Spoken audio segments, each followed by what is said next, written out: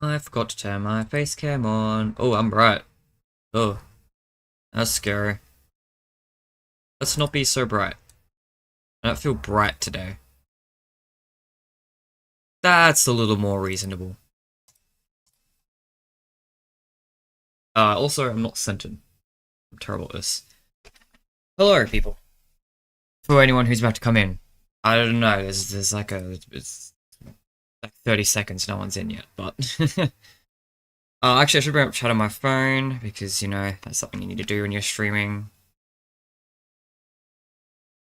Give me a second. Fine.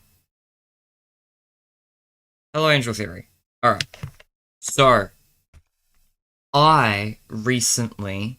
So today's going to be mostly a video reaction. Not really a reaction, I've seen it before, but a video showcase, kind of this video right here. But I need to give some context first. Recently-ish, about 4 days ago apparently, I updated Chica's Secret Party, and in the patch notes, I had this. I had a secret ending. I had a secret ending to the game, and the idea was that I'd show it on my livestream series, because, you know, I've been doing this livestream series where I've been playing all the Five Nights at Freddy's games back to back, and I wanted to end it off with with something a little extra special. So I added in the secret ending specifically for that livestream for people who came in at the time. Now, at the time, unfortunately, by the time I got to Chica's Secret Party, it was kind of like a dead spot in the stream, so not really anyone saw it. That's fine, but the important thing to me here is that I wanted it to be theoretically solvable, but I didn't actually intend anyone to find it and solve it on their own. That wasn't the intention. The intention was just for me to show it on a live stream, and I just wanted it to be technically in the game and technically documented. It got solved, obviously. You saw the title. So, Rafa Player 44 found the secret ending I hid in here without any of the context from my live stream or anything like that. You just solved it on their own, and it was really cool to see. So I just wanted to give a big spotlight here, and you might even recognize Rafa Player 44. Like, if you've seen any Chica Secret Party videos, you should recognize this person, because they did the main video that every YouTuber watches, right? Like, so many YouTubers give up, like, at the end and don't beat the attic, and so they go look at a video that does beat it. It's this guy's video that they all watch, because they were also the first victor of the game. Or at least the first victor of the game that uploaded it to YouTube, anyway. I better put my headphones on so things don't come through my... You know what? I don't care. I'll turn my volume down, I guess. So yeah, I'm gonna want to give a bit of commentary while I play, and maybe we'll do some other reactions after. Depends on how stream's going. Can you guys hear the video? Look, you could probably be a tad louder. Sorry. Sorry. Yeah, the first part of this video is basically just them blitzing through the game.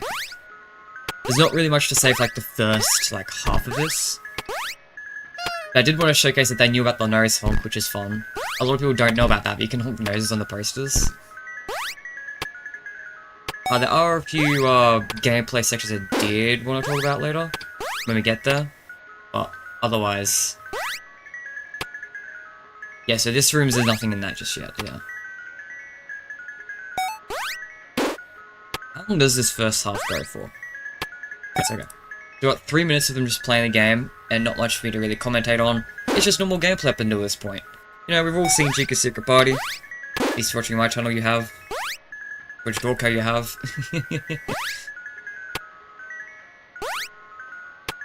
So I believe they go and just beat it pretty much normally. Yeah, no, it's completely normal at first.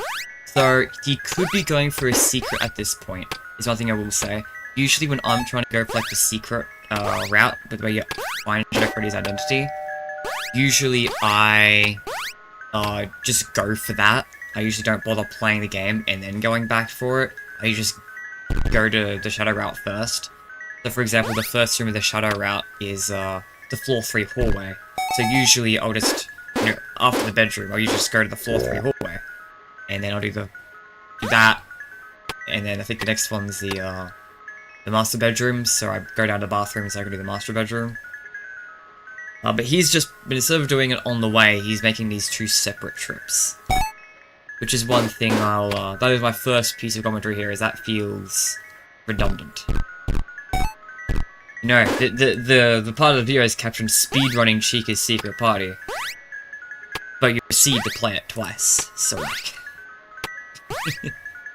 Also this part. You can grab multiple cupcakes in one trip. You don't need to do them individually. And they actually know this too. Well, they actually do sit here for like this amount of time. They know this because they then continue to do this. And they do in fact grab both at once. You can actually grab all three in one shot. So you can make that nice and efficient. So now they're the master bedroom. Did they do the bathroom? Yeah, they did do the bathroom. Yeah. Yeah, usually this is one of the first rooms I do, so I can go to the shadow route. But they're doing it in a normal order, rather than... Yeah, there we go. Okay, so they're starting to do secrets. Alright. So, enabling the TV interaction 20 times. So yeah, this is the Lean Monster Gaming Easter egg. Not many people know about this, because of, for very obvious reasons, there's no hint towards its existence in the game. It's kind of only if you follow me on any page, you know this character.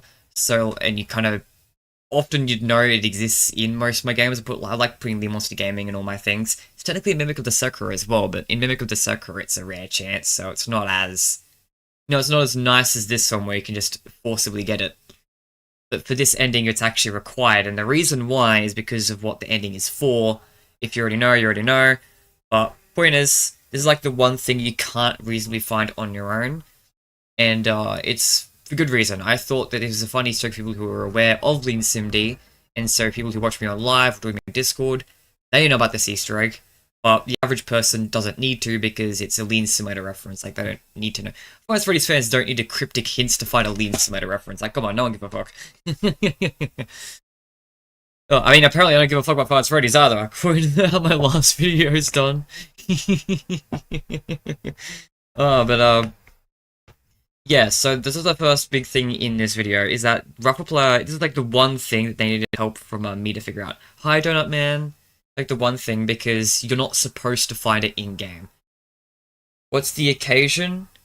Someone found a secret ending in Chica's secret party that I hid into the game in the recent update. Someone found it on their own, which is pretty much insane. So yeah, I'm kind of just highlighting that. That's all the occasion is someone solved a puzzle I did, and I just crazy. I think you already saw this on Discord. But yeah, they uploaded a video of them doing it. So yeah. So I'm just talking about this Lean Monster Gaming Easter egg. Because this is the one thing you can't find in game, this is the one thing where I kind of thought to myself, oh, if anyone asks, like, about the secret, or about secrets in general, this is like my go-to. There's like the one you can't find, that one you only really get through me. So I will admit that this is like the one thing I told Raffle Player about before he did this, or while he was doing this. But that's fair, like I said, there's absolutely no hint to this. Finally a toast theorizing community is forming. Yeah. Beautiful. It's how I feel, right? It's really crazy. I'll show you my comment later. But yeah. So yeah, this is pretty neat. And there's actually one other person, after Raffle Player did it, there's one other person who also got the ending. They didn't do it on YouTube, but they also got it, and I saw them on GameDrop that they got it. So, Raffle Player is the one who helped them. So, Lean Monster Gaming Easter egg, completely word of mouth. By intent, because, as I said, FNAF fans don't need hints to find a Lean Simulator Easter egg. Like, Lean Sim fans and word of mouth can spread that. That's the intent. But I understand why for a lot of people it's a bit frustrating, but considering what the secret ending is, I think it makes a lot of sense that this is a requirement. Because, yeah, I don't think regular FNAF fans need to know the secret ending either. I almost regretted putting it on the changelog because I didn't really want to lead people on to a mystery, but I don't know, I kind of also wanted to give people a chance to theoretically get it. I was kind of torn on how exactly I wanted to approach it. In the end, I made it public, so yeah, and I'm really happy I did because it's so cool seeing someone actually solve it. Anyway, continuing on. There's a lot of commentary for just Lean Monster Gaming. Very deserved. W Lean Monster Gaming. The next thing I do is this Shadow Freddy secret. So yeah, usually I just do this as I go, and I focus on getting all the Shadow Freddy secrets first, but yeah, they've done it separately here. So yeah, they got the floor 3 one, now they got it for the master bedroom. And they actually do one part of this a little bit wrong. Not in the sense that they did it wrong, more so they highlighted the fact that I implemented it wrong. This is insane luck, by the way. This lock is a 50-50 chance. I don't know if it's quite 50-50. It's very high chance. The fact that they went in and out of that room so many times without getting Shadow Freddy, I have never seen it take that long to get Shadow Freddy in that room. Okay. They finally got him, so now they're going to the basement? Yeah. Basement, baby! I love the muscle memory of going back and forth. Like, you can tell they've been doing this for a while. In previous runs. Now the dining room. There we go. Oh, nearly reset it. Yeah. Everyone knows a 395248 at this point. Yeah, this Shadow Freddy sequence one that's more widely known. In terms of secrets in this game, this one's one that's kind of not hard to miss, but it's one that obvious to tell it's there. And it's obvious to see it's there, so if anyone actually cares to try and find it, usually they find it. So a lot of secret hunters found this secret of the Shadow Freddy thing. But yeah, it's actually required for the secret ending. Now I've done that, okay, before he does this, it's actually required for the secret ending because I wanted it to be more convoluted, right? I wanted to make sure the player did the hardest task in the game, which is knowing the secret. So those are kind of like the two requirements, is doing the Shadow Freddy secret and finding the Monster Gaming. So you need to you need to be in the know with the Toes of Perfection stuff, and be good with secret hunting before you even have access to reach this secret ending area. And of course, you know, they did it because they asked me directly for the Monster Gaming, and they secret hunted the Shadow Freddy stuff ages ago. Maybe you can do... Hang on, I'm just going to put a period here so I can read chat, because YouTube doesn't let me scroll until there's enough messages. But you can do crazy secrets in your games, right? Not end up horribly annoying and unsatisfying. Yeah, hey, I thought this one was fine because of what it leads into, I think. Yeah, this part's actually a bug. So what you're supposed to do here, if you didn't notice already, because even though it's pretty obvious, I think, all the Shadow Freddy secrets are references to Happiest Day minigames. So the last one's supposed to be RxQ. So you're supposed to be caught by RxQ to get the final room of Shadow Freddy. However, here, they don't interact with RxQ, they interact with Shadow Freddy. That's not the intent, and that's going to be patched. So, yeah. That's not supposed to happen. Your own game series. Yeah. So, this is fusing two things in one. So one of the things with the, this Easter egg with the Shadow Freddy secret is there's a bunch of perks you get. You get one free cupcake, just in case you, like, messed up the dog room or something like that. It allows you to recover. You also get the, oh, my self-raised value is 3%, so good luck going to eat. By Angel Theory. You get 5 life force, which is just, you know, helps the game in general, also recovers from the fact you needed to use them to get the secret in the first place. And also, it deletes RxQ, so only Shadow Freddy becomes a threat at this point. And also, if you get caught by Shadow Freddy, you can now escape the void.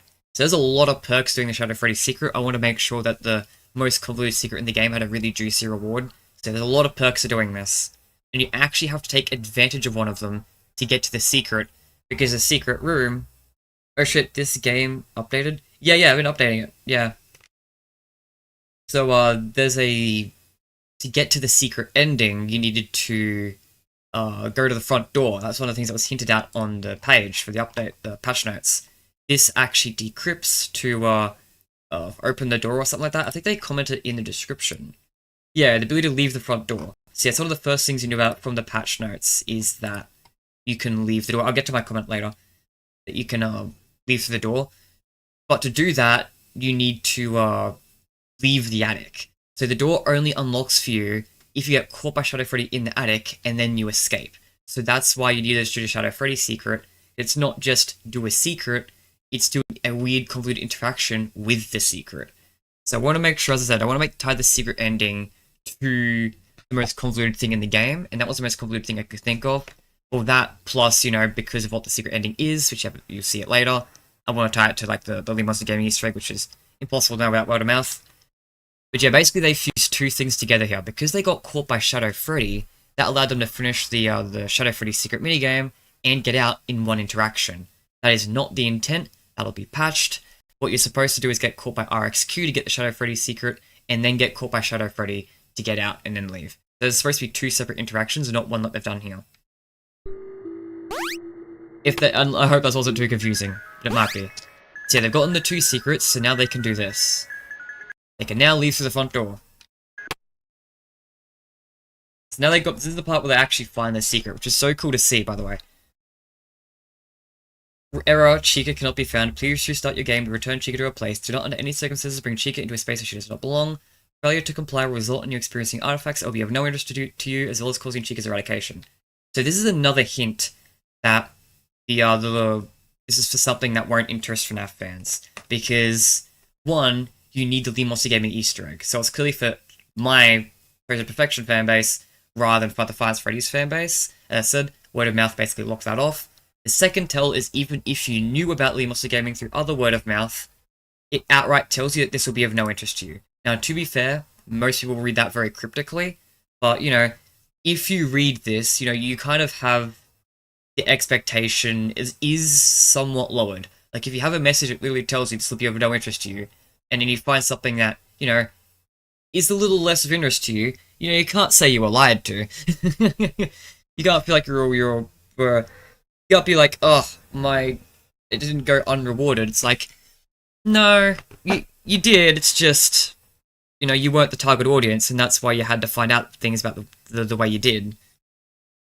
So anyway, now we get to the actual part of this, and anyone who, like, follows me will probably know what this is teasing at this point. If you don't, it'll be pretty obvious pretty quick. You know, once they head to right. Here we go, so you get this sprite room. This is one of the things I added in. So yeah, Chica's eradication, you are now a different character. Which requires, and this is my favourite part of the video coming up, a login. User, tlen86, and a 10-digit password. I believe it's 10. 4, 5, 10. 10, yeah. A 10-digit password. Again, people who have followed me for a while know exactly what this is at this point, for sure. Because you've got a character sprite of someone, and the user is tlen86. That is, again, it's Tobias Lennon, right? So, anyone who knew enough about, anyone who knew about the Lean Monster Gaming Easter egg will probably start connecting these dots. But then you get to the interesting part of this video, which is how they get the password. And this is the part that I think is really insane. Because across my, I mean, they're about to show it off, right? Across my GameJolt account, on all three of my games had a conversation with each other. By the way, did you make these actual sprites to do Scott things of using rectangles in 3D? Oh boy! Oh wait, I can't. God damn it. Oh, you're gonna love this.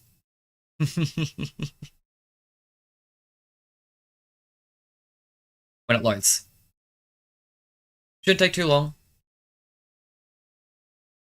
Because should be too many crazy things to load. Yeah, here we go.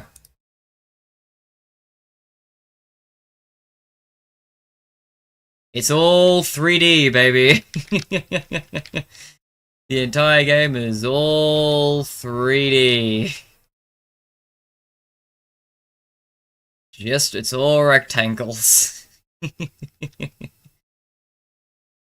And the reason why isn't just because, oh yeah, Scott accuracy. I mean, in my mind, I was joking about that. The big reason why was actually because I've never made a 2D game. And the 2D systems in Godot are very, very different to 3D. Like, working with 2D is so different. So, because I've only had experience working with 3D games, I just use 3D tools. So, I wouldn't call this a Scott thing decision. This is just, I have no experience with 2D, and this is genuinely easier for me. Steelball minigames are like this too, lol. Yeah.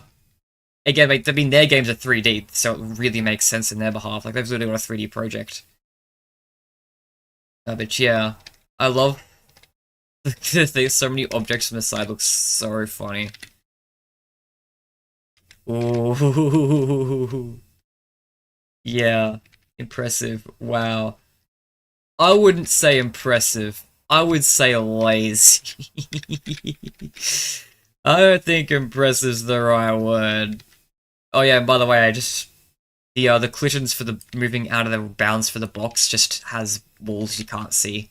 Actors are, you know, off-screen collisions. Also, the purple effect that you see in the walls that you walk through to access the shadows, that effect is actually used for every transition in the game. It's just Chica's off-screen every time she interacts with one. Yeah, there's a few little quirks in it. Oh no, it's really cool. Yeah. Oh yeah, and there's the ending that literally no one has like gotten. I've literally seen no video footage of someone finding that old man consequences shit. I did show somebody, and someone will get a video out on it, but so far, no one's gotten that yet. Anyway, back to the actual puzzle thing here. So yeah, I haven't decompiled the game yet, so I've never predicted this, to be fair. Yeah, I mean, it's rendered, it's a 2D camera pretty much, right? It's, what is it, orthogonal? Yeah. Like, if I change this to perspective... Ooh. What does Frostrum look like?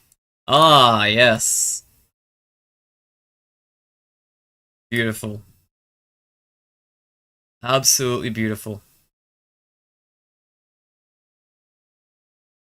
So yeah, all my games had like a conversation with each other. And a lot of people actually did notice this. Actually, they're gonna read it out, I think. They read it out in the video. Yeah, they went to, obviously, anyone who followed my GameJolt account, so like anyone who knew about the update was following my GameJolt account, right? So a lot of people did notice this part. Yeah, it's still pretty funny that the data diver screen is made out of giant 3D objects inside of the map with a camera point at it. Wait, what? What the fuck do you mean the data diver screen is through? What? That's not a texture. What? Oh, surely you'd use a flat plane for that. That's okay. I didn't know that. That's interesting. I thought for sure those would be a texture. Yeah, it is. That's so fun. There? Yeah, yes, they got text to speech reading this out. Can anyone hear me? Yes, they can hear you now. I need your help. Anyone, please. Nobody cares about your cries. Someone will care. Keep holding out hope. I don't know what to do at this point but beg for help. There is nothing left for you to do but suffer. Do your best to continue keeping yourself together. I'll do my best to. MSG_letra. I don't know why, I just really love the editing of like adding the text-to-speech voice to it. I don't know, it just kind of adds a little bit of aura to it that wasn't there in just pure text. I don't know, I kind of fuck with it. I don't really use text-to-speech, but I think it worked here in this video. I really liked that. It's a fun little detail. This part also, you actually really edit this part down because then they go and show their entire thought process on how they solved this. So I don't even need to explain shit because they do it all on their own here. Take a look at this shit that they did, that they figured out. That Rougher Player 44 figured out. They wrote a fucking program to automatically sift through this.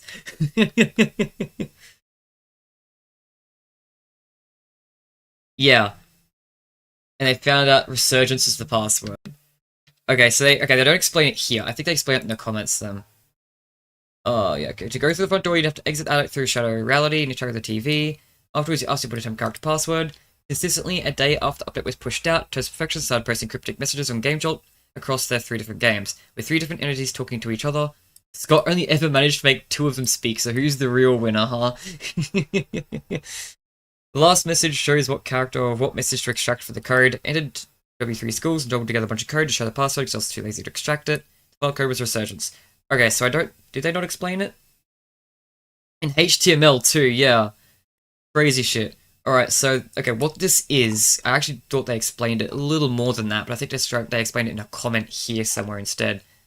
But how it worked is, that last message was telling you message underscore letter.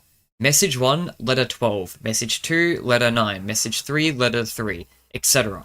So message 1, letter 12 was, for example, 1, 2, 3, 4, 5, 6, 7, 8, 9, 10, 11, 12, R. So that's where the R in resurgence comes from, and etc, etc, etc. I'm not going to do all of it here because, you know, it's kind of redundant, but yeah. Dude, I generally didn't think the game went this deep. You wrote an article about the game on my website. You wrote an article on the game on my website, but I honestly didn't pay much attention to it, but just, wow. Your website... Wait, what site are you talking about? Wait. Should I be more familiar with you? Is it?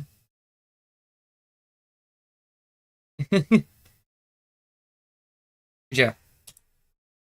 See, they got the code, resurgence, so obviously that's the password.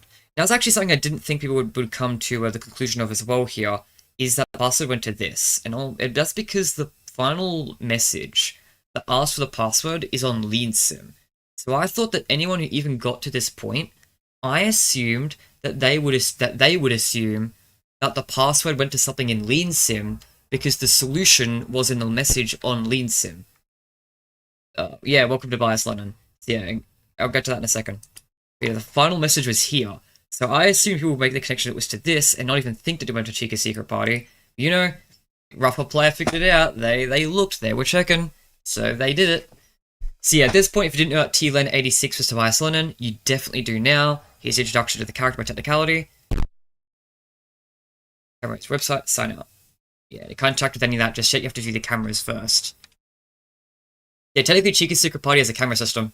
Which is actually very intentional. I wasn't exactly sure how to handle this, but I decided to make it a camera system because I felt very Five Nights at Freddy's. I really like the idea of doing that. Yeah, a bunch of camera footage that ends with live footage of him getting messed up. Rest in peace, Tobias Lennon. Yeah, and seeing that unlocks the other two options. Website leading you to the resurgence of Tobias Lennon's game page. So this is how I knew that they solved it. Because obviously they recorded this video only after they got here. So I didn't see the video at first. I saw the notification of hitting follow on this game. And it was such an aura notification that I posted it on Discord. People who are in my Discord server have seen it. And yeah, I just thought like that notification is so much aura. Knowing what they had to do to get to this point. I genuinely did not think someone would go and solve all that. Like, that's so insane. And yeah, you get a sneak peek of teasers for next game project here. And this is why it was kind of part of my live stream, right? It was because I wanted to show off my some teasers for next game at the end of my 1K special. Again, unfortunately, at the time I beat Chica's secret party, only Freddy FCD was in, so they were the only one who saw it. But thanks to Rougher Player 44, it's more properly documented. So yeah. And also, so yeah, it's now more documented than the original place it was supposed to be documented. Because I genuinely did not expect someone to just genuinely solve it. Yeah, as they show here, they show the banner, which shows very early proof of concept prototyping of some mechanics, but, you know, not much that's really shown. Honestly, I can just let the video talk for itself here. And this is another reason why I did this whole convoluted puzzle. Yeah, and they show off the message here, which is like, project status, early production, the next game project. The game page will be used for hosting teasers and demos. The resurgence of Tobias Lennon is a chaotic, fast-paced horror game, where the goal is to use Tobias Lennon's knack for programming to survive, descend, and escape the lethal skyscraper that was once the Tilted Incorporated factory. This game canonically takes place after the events of Lean Desperation, and shares many similar elements, however knowledge of Lean Desperation will not be required or expected. More teasers and gameplay footage will be coming soon. I kind of want to rewrite that to make it more clear as to why, but basically Lean Desperation's story has a very solid conclusion at the end of the game, where basically everything in that game is just gone now. So it doesn't really, despite the fact there's a lot of things carrying over, you really don't need knowledge of Lean Sim, because nothing Lean adjacent is referenced ever. Can't wait for Resurgence, to be honest. Yeah, I'm excited to show more footage of it. It's actually so awesome. I can't believe someone found it. Yeah, that's what I'm thinking. That's what my message was. I'll show off my comment later, but that was kind of my thing. Was like, I cannot believe that this was genuinely found. Also, I added the Limos Gaming Easter egg as a YouTube channel page has a low chance to show up on the office computers. To consider this canon, Limos Gaming is still in the year 3062. Wait, a YouTube channel page has a low chance to show up on the office computers. Oh, is this in a thing that you made, the Donut Man? Because if so, yes, it's canon. The Monster Gaming is a virtual entity. It lives on. It's the one thing that can outlive Lean Sim. So, purely because I wanted to keep using it as a reference, because Lean Monster Gaming is honestly the most iconic part of Lean Simulator. I love Lean Monster Gaming. But, so yeah, I wanted to find a way to immortalize Lean Monster Gaming, so I have at least, like, one way to reference the events of that game without needing to reference the events of the game. Yes. I will canonize that. Yes, he's still around.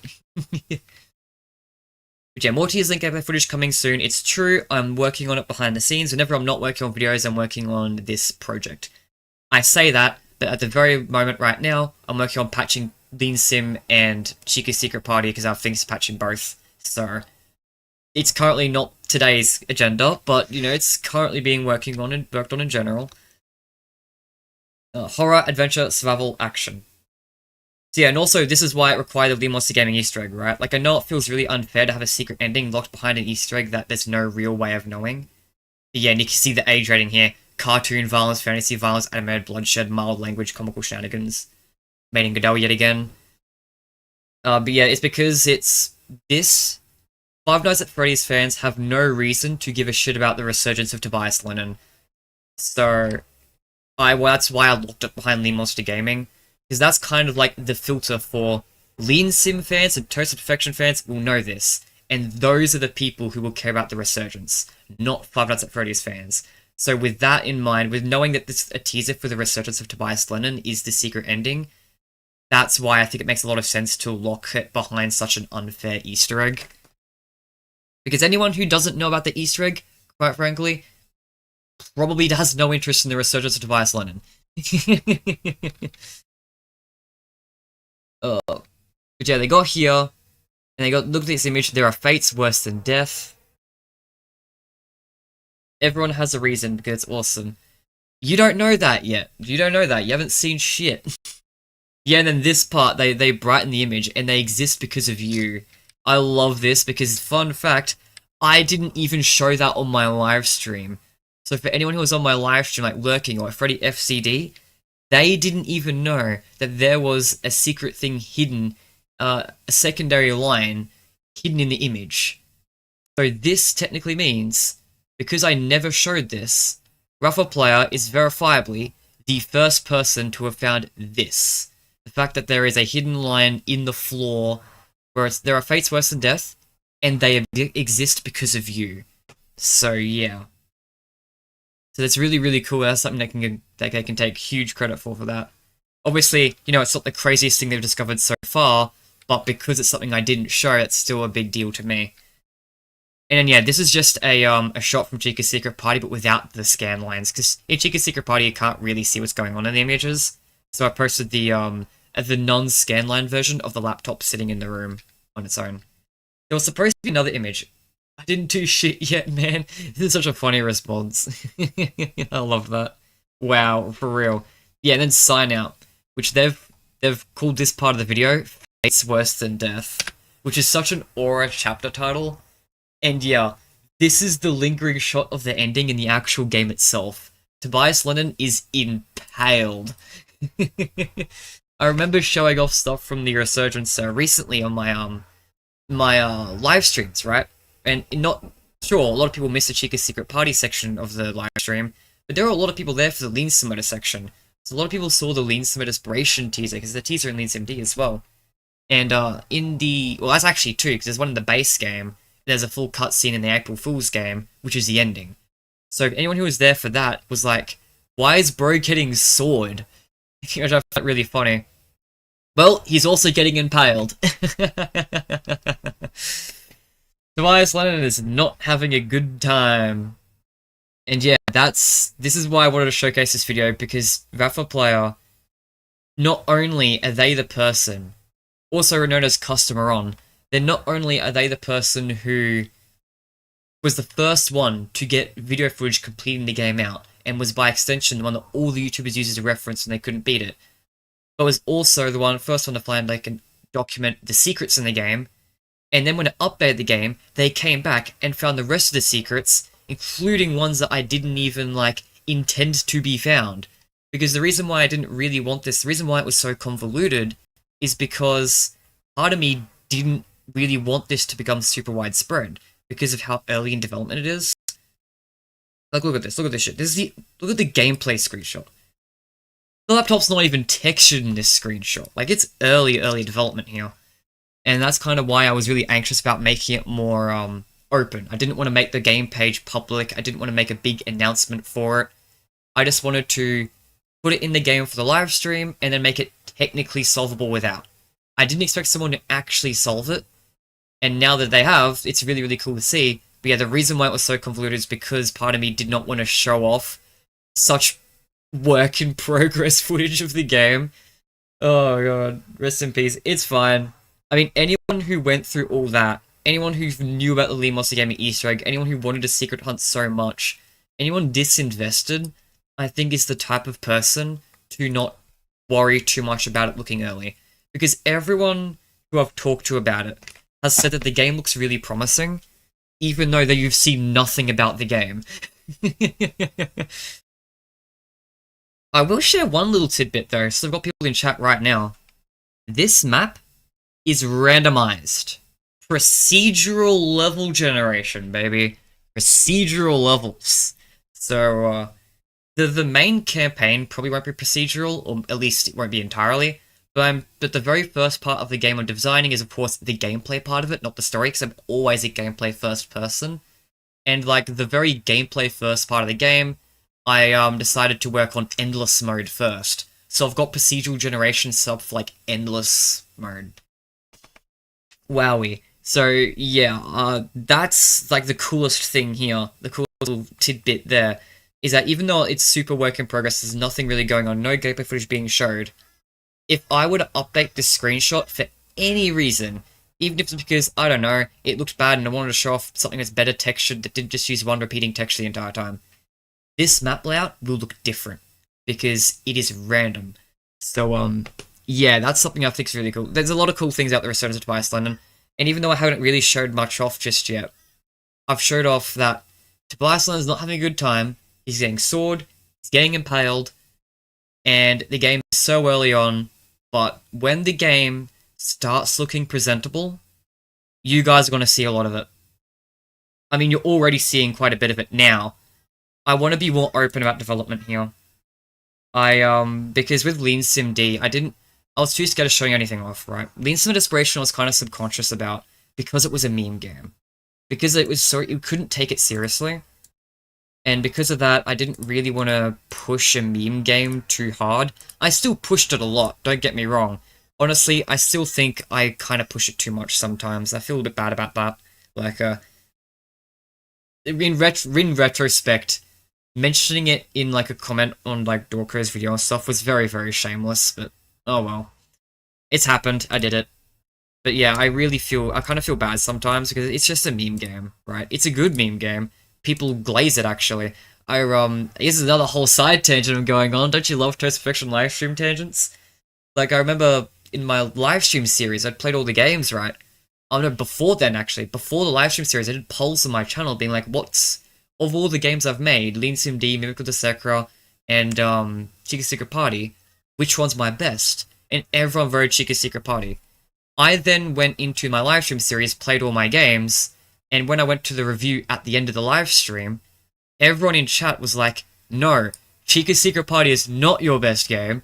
Get that shit down in D tier. And I had a bunch of people in chat, like, glazing Lean Sim D, and being like, this was more entertaining to watch than, like, some of the Five Freddy's games. It's just those comments mean so much to me. Yeah, they mean so much to me when I see people, like, you know, I guess enjoy something I've made. Especially when something I've been so self-conscious about. Like, because right, to get back on topic though, the reason, like with the meme game thing, being really self-conscious about it, I didn't do a whole lot of build-up on the game. The other reason why I didn't do a whole lot of build-up is because of the context of the game itself. Like, it wasn't originally even made to be a public game. It was originally made as just a, I think I've said this before in a live stream, but it was made as a continuation of a game one of my friends made. So it was just supposed to be a little bit of a joke thing within my friend group. And then, like, I really liked it. I thought it was a good game. And so I continued developing it for 2 years, and then eventually, so suddenly it was no longer just a small thing with my friends. Suddenly it was like a whole game I made, a whole game that I shared publicly in my first released game. And, like, this game has grown so much, and I really appreciate that. I really like that people enjoy it. Because I felt really subconscious about it, especially after Chica's Secret Party. Because after Chica's Secret Party came out, right? Fun fact here. I can show this, right? There's no personal information if I show that. There is personal information. Shit. Alright, you're gonna have to just take my word for it. But out of all the games I've been played, my most played game is actually Lean Simulator Desperation's demo. It has got more people playing it than Chica's Secret Party to date, I think. I'm pretty sure anyway, it's not even close. The demo, oh fuck, I clicked on it. Whatever, it's not that big a video. But, yeah, the Lean Simulator Desperation's demo, is actually my biggest game in terms of players. So, seeing that, and seeing how, like, no one really talked about it, no one really had much interest. There was a couple of people, sure, and I really appreciate the small community I had. When you look at Chica's Secret Party, this game had so much more going for it. There was so much more community with this game. So many more people enjoyed it. And it gave me the feeling that, you know, Lean Simulator Desperation technically had a bigger reach. So, like, that must mean that Lean Simulator Desperation, the reason why no one talked about it wasn't because it didn't get enough reach, because this game had less reach, but still went way better. The reason must have been, therefore, it had reach, it's just people didn't like it. So I've been a bit pessimistic about that game, especially since this game's release. So it really meant the world to me to see people enjoy it in the live stream. Oh, sorry for that. Oh, but Resurgence survival mode era was dark and gritty. more like the Resurgence's survival era mode was completely untextured. No, but actually, a fun fact though, I had so much mismatch for the FCD. Well, you're the one person who knew about this already, so for you, no. But basically, Rafa Player 44 remember that secret I showed you, and you were like, oh, I feel bad that you put in all this effort, and then no one was really here to solve it. Rafa Player solved it. Someone actually did it. Someone who wasn't on the streams did it in their own time, and solved it on their own. So yeah, that was really, really cool. And this video is just kind of me, like, I guess getting a bit more serious, a bit emotional a little bit, actually. Because I never expected someone to go through this much effort for something that I made, right? So I'm getting a bit sentimental. And I'm getting really appreciative and, I guess, emotional. Oh, you gotta get the bag. Yeah, speaking of bag, by the way, YouTube kinda fucked me over a little bit. Hang on, let me just check my stats, see how they're going. So if you don't know, I got monetized. Like, 1K lets you be monetized, right? So I enabled ads on my latest video. But I reduced the amount of ads. YouTube, by default, gives you an ad break every 4 minutes, which is ridiculous. That 20-minute video was supposed to have 4 ads, 4 ad breaks, not including the pre-roll and the post-roll. 6 ad slots for a 20-minute video. And you know it's YouTube, that was gonna be triple 30-second skippable ads every time. Nuts. I didn't let that slide. So basically, fun fact, YouTubers actually can control how many ads that they give you. So I reduced it. I reduced it down to only 1 ad break. But I made it a manual ad break, and apparently YouTube doesn't actually like that. And I noticed last night that video did so badly. My latest video did so badly that it literally, Lean Simulator Desperation's trailer did better than the Five Freddy's news video, which is absolutely just whack. Like, I think I showed evidence of this shit. Yeah, what the hell? Lean Sim D's trailer did better. What? Like, I know I was just talking about how Lithium D was glazed. It's not so glazed that it should be doing better than FNAF news content. And the funny thing is, this is 176 views overnight. My main viewership, according to YouTube's analytics, is from midnight to 6 for me. There was only 176 views during the peak prime of my time. Now, this morning, at like 7 AM or something, past the prime time, I went back and said, fine, I'll remove my manual ads and I'll keep I'll put on your auto ones. I didn't have all the auto ones, you can still remove some of the auto ones, so I still only had one, but I made it an auto one instead of a manual placed one. And like, after I did that, the viewers on that last video, within the last like hour, have doubled. YouTube pushed my video, I swear to God, it pushed my video more when I let their ads fly. What the hell? I'm pretty sure the more automatic ads you have, the more YouTube pushes your videos. I think they're trying to incentivize you to like cram ads in there. I'm not doing it. But like, I'm still gonna have some dignity. But damn, why am I getting just as many ads during like a relatively quiet period of my channel within like an hour time span, just as much as I got through the 6-hour peak of my channel?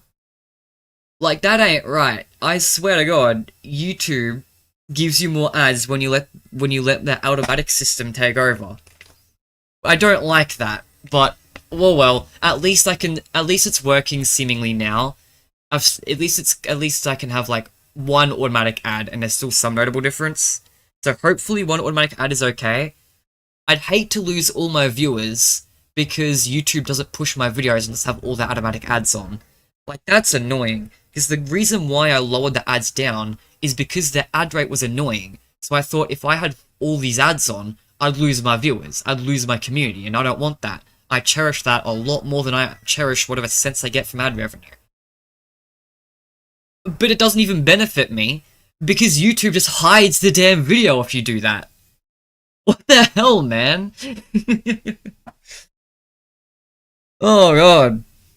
So, I hope that one automatic one automatic ad is enough to carry that, because otherwise I might genuinely be forced to have the stupid automatic ads every 4 minutes, just so that the videos get sent to people, just so people have a chance of seeing it.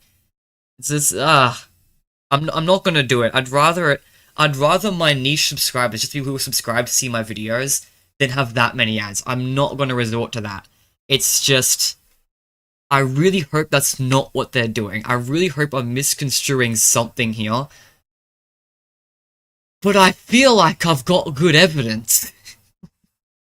I just hope one automatic ad is enough for it to satisfy YouTube, man. Yeah, there's a lot of videos I watch where they disable ads in general. YouTube just add their own ads here. Yeah, people are getting tired of Steel Will probably. Not so tired that Lean Simulator should be doing better. Vile. Yeah, 4 minutes. Yeah, YouTube is high. Yeah. Another thing with me is one thing I swore off. YouTube, by default, I think adds even more ads and stuff to live streams as well. You're supposed to get pre-roll and mid-roll ads during live streams. I turn them off during live streams. Mid-roll ads during live streams is freaking foul. That just completely destroys the entire point of a live stream. Like, the point is to be there with the person so that you can experience what they're experiencing while they're going. Breaking up the experiences with ads? Are we for real? So I just don't monetize my live streams. At all. Period. So don't worry. You won't get that BS, hopefully. At least I turned it off, so if you do get that BS, it ain't my fault. But, yeah. You're supposed to get those every few minutes on live streams as freaking well. I'd rather not have the bag, bro. Bro is being forced to bring sacrifices to add false gods, yeah. Oh, but Twitch is doing it. Yeah, it's the entire reason I don't use Twitch, is because the live stream ads drive me nuts. You can't, ad blocker doesn't even work on Twitch. They found a way to get around the ad blocker. So, like, it's the whole reason why I don't use Twitch. Period. Because otherwise, Twitch actually has more fun live streaming features. I may have used Twitch if it weren't for that. Just because they got so much better stuff going for it in terms of feature count. It's just I can't put up with mid-roll ads during a live stream. Like, that's miserable. That ruins the entire experience. Your platform isn't viable. That's my 2 cents on that, on all that. So, yeah, that was a bit of a long tangent, but yes, I want the bag, but I'm sorry if like the ads get annoying or whatever. I'm still trying to reduce the amount of ads as I possibly can because I really don't want them to harm the viewer experience. I'm cherish you guys too much to just destroy you with YouTube's automatic ad system. So I better not see a single comment being like, bro got ads in his videos now? What the hell? I'm reducing them, mate. I'm doing my best. Can you believe that Twitch has a basic video player controls be run behind a paid subscription? Yeah, that's another thing too, you're right. Yeah, Twitch, look, there's a lot of things, a lot of quality of life that Twitch just, I can't deal with. There's a reason why I don't use it. But yes, I actually did know that. It drives me nuts. They also don't save your VODs. If you do a live stream, no one can go back and watch it. Like, the Twitch channels upload their VODs to YouTube. Like, what the hell? I might as well just stream to YouTube then. Oh,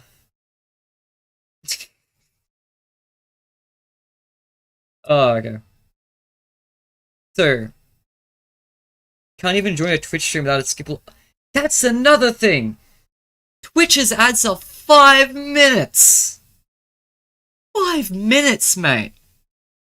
YouTube's is only like 2 minutes. Ads are actually better here. That's horrific to think about.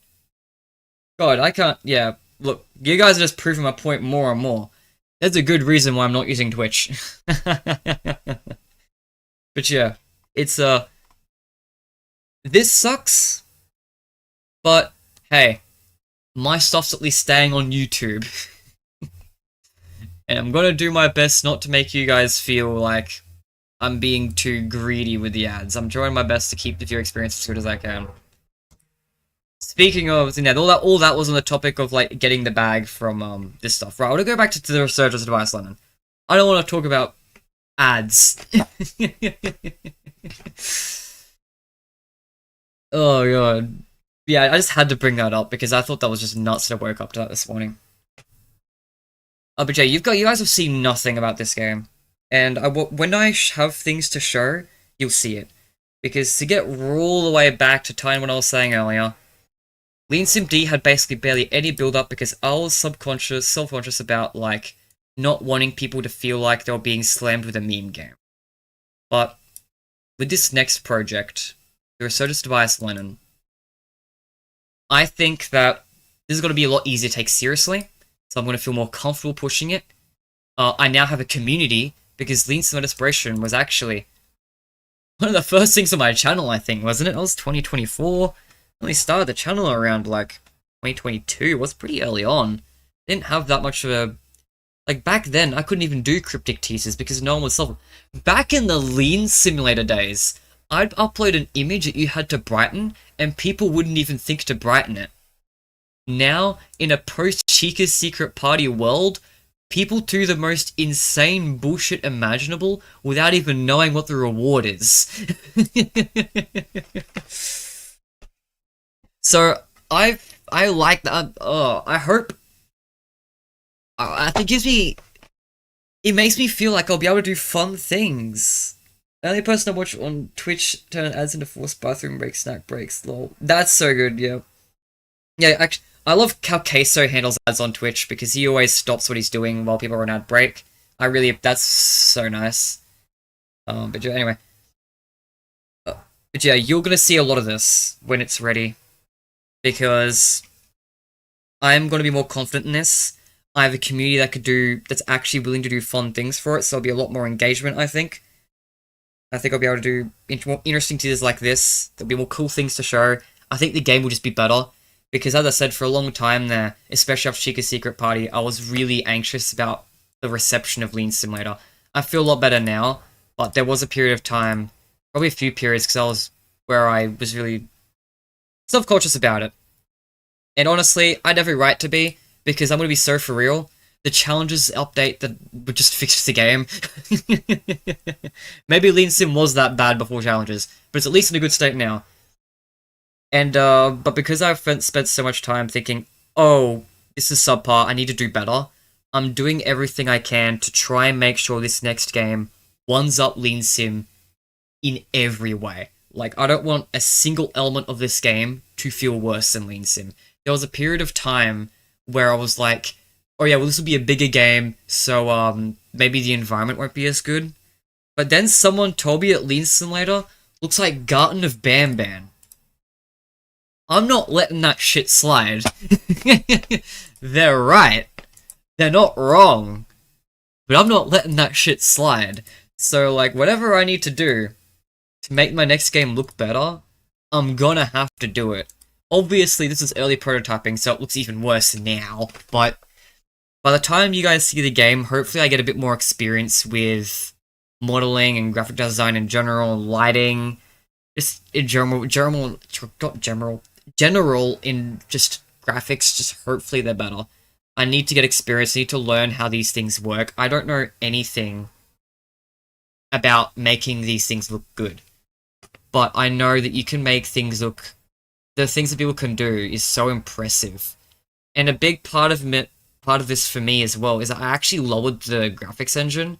Lean Sim Desperation, I think, uses GLES3. Yeah. Which is not exactly a modern graphics engine. But the Resurgence of Tobias Lennon uses the compatibility engine. So, like, if I'm gonna make this game look good, I'm gonna have to do a lot of manual heavy lifting, I think. The reason why I used compatibility is because Lean Sim ran like dog shit on a lot of devices. Like, there's an Android demo. It runs fine on my phone, kind of, but you need a pretty good phone to run this game on Android. And that's ignoring the fact that Lean Sim D, I actually changed the graphics engine specifically for Android. It uses GLES2 on the Android build.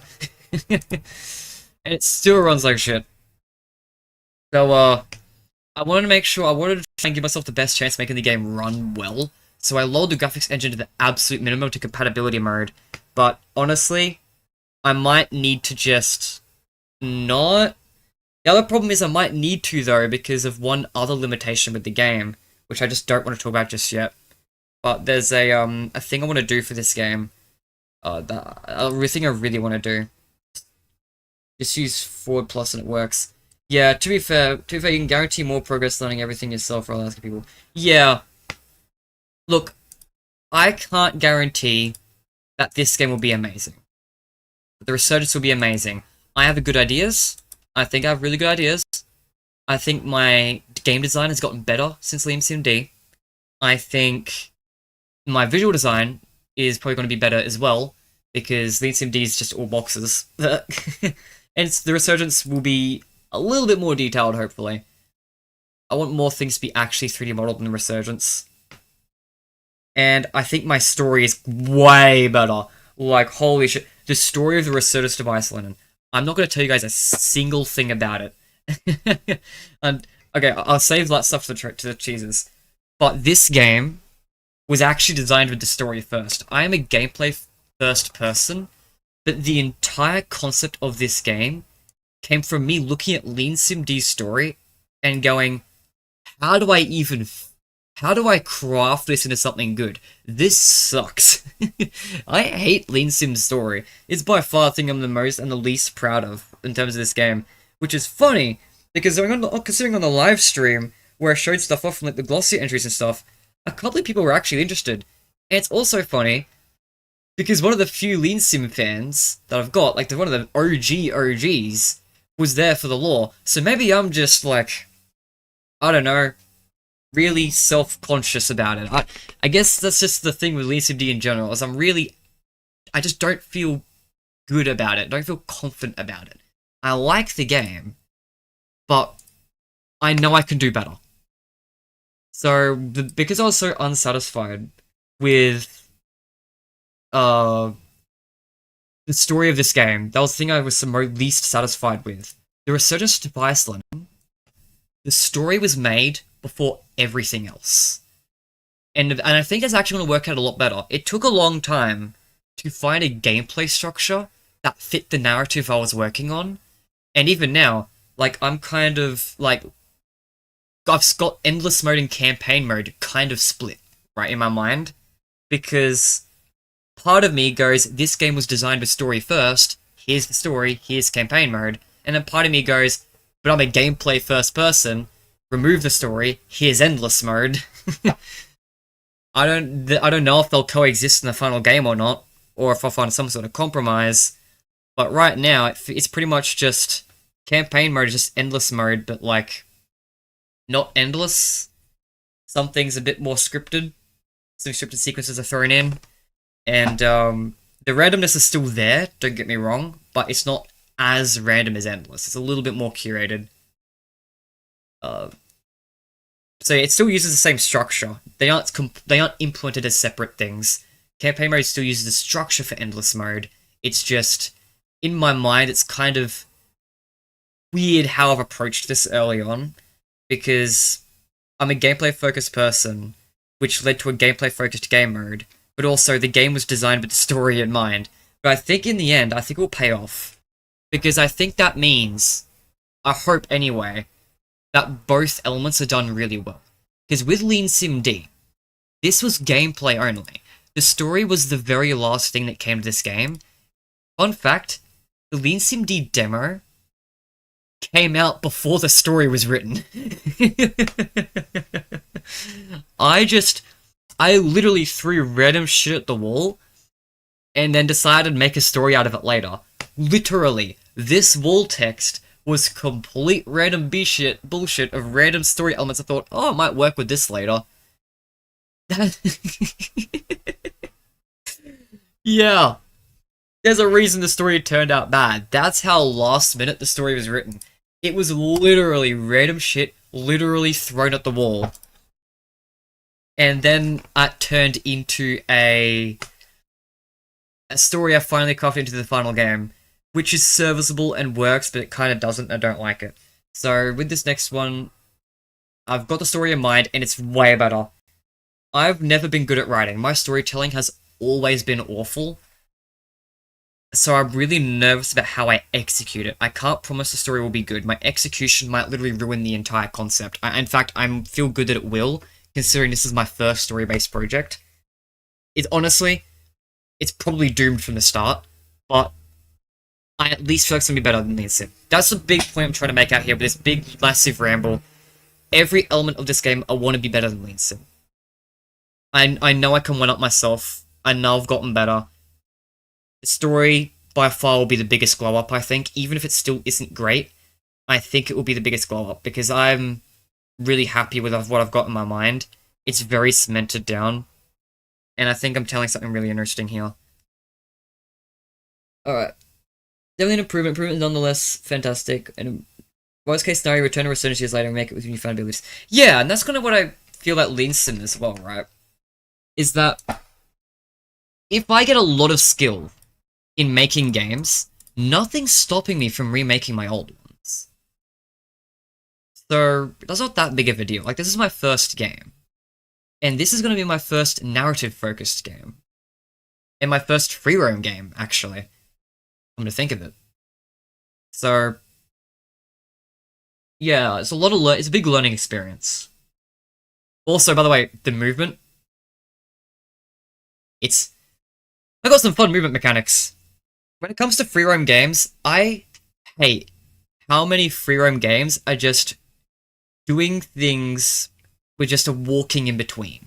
And there's no reason for the movement to exist. It's just, there's so many games I play where it's like, I feel like the gameplay sections could have just been listed out on a menu.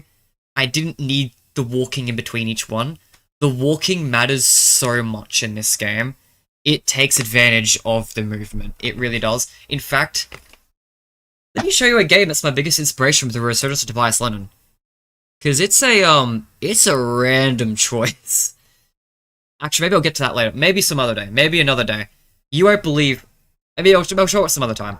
But you won't believe what my main inspiration for the game's gameplay is.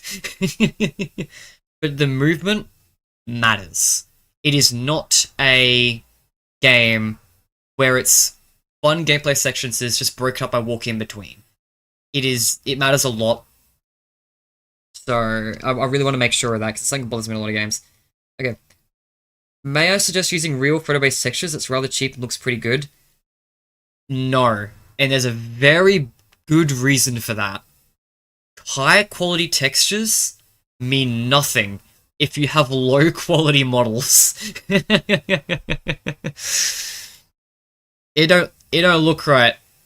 It don't look right. Have you ever seen those realistic Minecraft texture packs?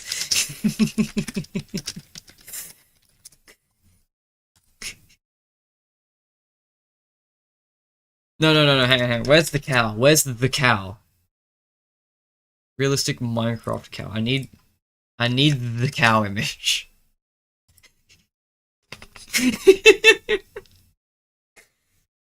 I joke, but it's basically this bad.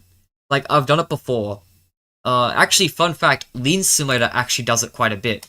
Most of Lean Simulator's textures are actually edited photographs. They actually are. So I might do something similar with the Resurgence. But, yeah, it doesn't really matter unless you have good models as well. And some of the models I need are rather specific, so I can't really use asset packs. Not that I want to anyway, because asset packs make your game look more generic, honestly. I'd prefer than just making them myself, even if it does look worse, but yeah.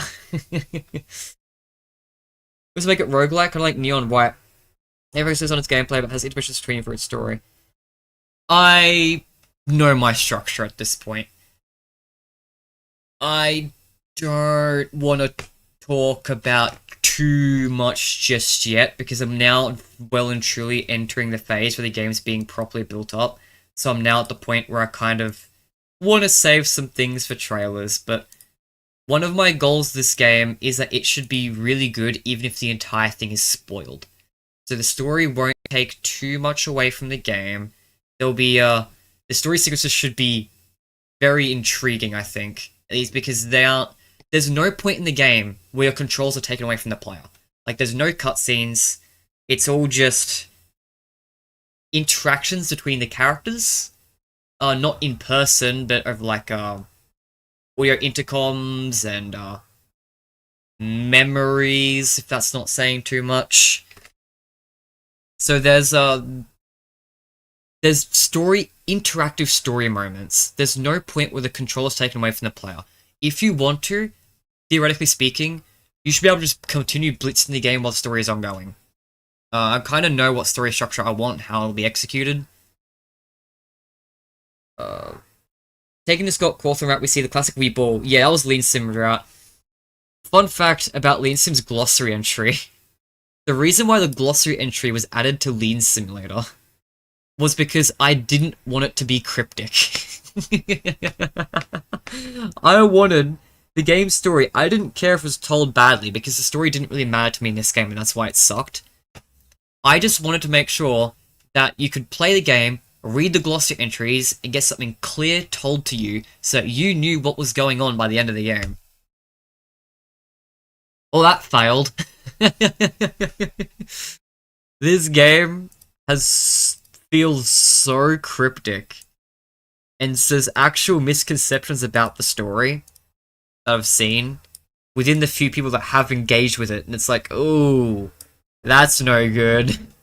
And it's because it's textuals, right? The glossary entry isn't an engaging way to tell the story, so it's easy to forget details, easy to not care for it. Like, I understand why, and it's gonna be better next time. I hope it's gonna be a lot better next time. Circular, we're doing the story, it's just bullshit, these set pieces. No, this is gaming. No.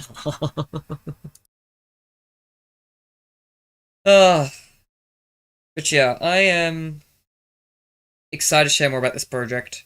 Today, I'm going to be updating my previous games, and maybe recording a few videos. I've got a few videos I want to make, but development of this game I'll be very open about it.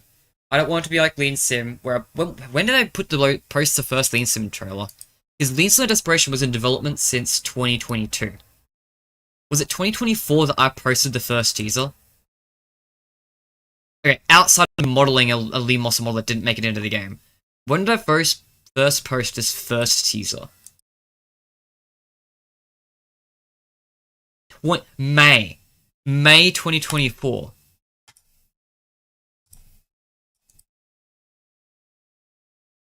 Y'all heard fucking nothing about this game till 6 months before launch. That is the reason why I'm showing things like the Resurgence device so early, even though it looks like so work in progress. Even though part of me doesn't want these old work in progress things to be seen, but I still want to show them off. And the reason why is because I don't want it to be like Lean Sim, where it's all built up last minute. I want to slowly build it up over the course of the entire development, and I always want you guys to know where the development is currently sitting. I don't want you guys to ever be out of the loop. I don't want you guys to ever feel like it's going to be cancelled. I don't want it to be forgotten. So, still a bit of marketing of Five Nights at Freddy's foul. As much as I'd agree, unfortunately, Five Nights at Freddy's appears at PlayStation State of Play, so it's kind of hard to work with. That's kind of hard to compete. Oh. And also word of mouth. Like, ultimately, marketing, the best marketing is word of mouth. That's where Five Nights at Freddy's is failing at the moment, I think, is that PlayStation State of Play, sure, the average player knows about it. The truth is, word of mouth is where marketing works. That's where it's its strongest. People telling their friends about a cool game is how games spread. Not through posting trailers, not through posting, like, going to events. It's word of mouth. And the events are just there to spark that conversation. The reason why Five Nights at Freddy's marketing is failing is not because Steel aren't doing anything. It's because they aren't doing anything that sparks discussion. That's important, because Scott's teaser images created discussion because they were up for interpretation and were very interesting. Steel's teasers are, look at this random-ass poster. Isn't it a poster? You know it's not going to relate to anything in the game because we've done this in all our previous games and none of them ever relate to the game itself. But hey, look at our environmental poster. Or, hey, let's be really special. Here's a whole room. No, we're not going to show you a story-relevant room. We're going to show you a random-ass room that doesn't matter. What, you think it looks story-relevant? You're going to feel dumb later. Like, Steel Studios don't post things that create discussion. They just share things. And the problem is, on top of all that, word of mouth won't spread if your fans don't have faith in your game. Steelwall are coming off the back of Security Breach. And now, they're coming off the back of Secret Mimic VR. And also, they're coming off the back of people just being disappointed just in general that the survival gameplay style is gone, that it's just changed the franchise so much. Or I guess Scott's making the decisions, so he's probably the one who's made the changes. But the changes are there nonetheless, and it alienates so much the community. Regardless of what you think of modern and old FNAF, regardless of which one you prefer more, it's changed, and that creates a divide. And dividing the community like that means a big chunk of the community is not going to want to talk about the games. Even if they play it. There are plenty of people out there who are fans of the series that will play anything that comes out because they like it, but also don't feel like what they love is there anymore. They don't feel like, they don't have those feelings as strong as they used to, so they're not going around hyping up to random people. In fact, that's where I am. Like, I play everything that comes out of the series. I do videos on everything that comes out of the series. And I'm the type of person who loves recommending games I like to people. It's really hard to recommend people Five Nights at Freddy's in its current state, I'm not gonna lie. As much as I like Secret of the Mimic, it feels like I like it in a, this is a step forward kind of way, not a, we finally reached the point kind of way. Like, I feel like Five Nights at Freddy's hasn't hit the point of doing it right enough that I want to continuously glaze the franchise. And that glaze is the word of mouth that spreads marketing. And I know I'm not the only one. I'm far from the only one. In fact, most of the time, I feel like I glaze a series more than most people, especially the modern games. So, they need to regain community trust. They need to stop fumbling things like Secret Mode VR, because your community is not going to hype up your next game when you have a bad track record. They also need to start making games that interest people more. They need to bring back that old gameplay style and promote that it's coming back to make people go, oh shit, Five Nights at Freddy's is coming back. I'm not saying to go all the way back, by the way. I say this every time, but I need to say it again just in case someone new's in chat or something. I don't think we should go all the way back to Sit and Survive. I think the stealth gameplay and Sit and Survive gameplay should coexist in singular games. Like, I think they should alternate throughout the game, have like frequent Sit and Survive sections throughout.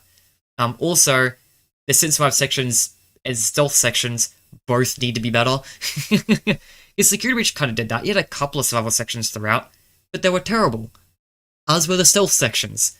So Steel will kind of need to, one, bring the balance back and actually make the balance good, and two, do both parts of that balance well. People are not going to glaze their games until they feel comfortable that the games are going to be good, and that Steel will recover from a bad track record. Because, again, like Secret VR, that's going to stumble in the next. That's going to be the thing that screws up the next game. Because fans have any trust that has been rebuilt over the course of Ruin, Hellpointer 2, and Secret Mimic just got thrown away. So that's going to hinder them in the next game a lot, I think. And yeah, so all that, the games themselves, the track record, the marketing not leading to any conversation, that's what's screwing them over a lot. And I think that matters, all of those elements matter a lot more than getting more trailers or being at more events. I guess part of that is that was a long tangent. I think I went way off topic. You don't need bigger games in order to have bigger marketing. For real. Like, Scott's marketing was great. Because he led to communication. He had a good track record. He produced something unique that made people go, hey, have you heard of Five Nights at Freddy's? It's this really unique game. It has this unique gameplay style. Like, that is what built the marketing. The word of mouth from that. Even though Scott dropped fuck all. Like, look back at how many things Scott released for his games. A couple of teaser images in a trailer.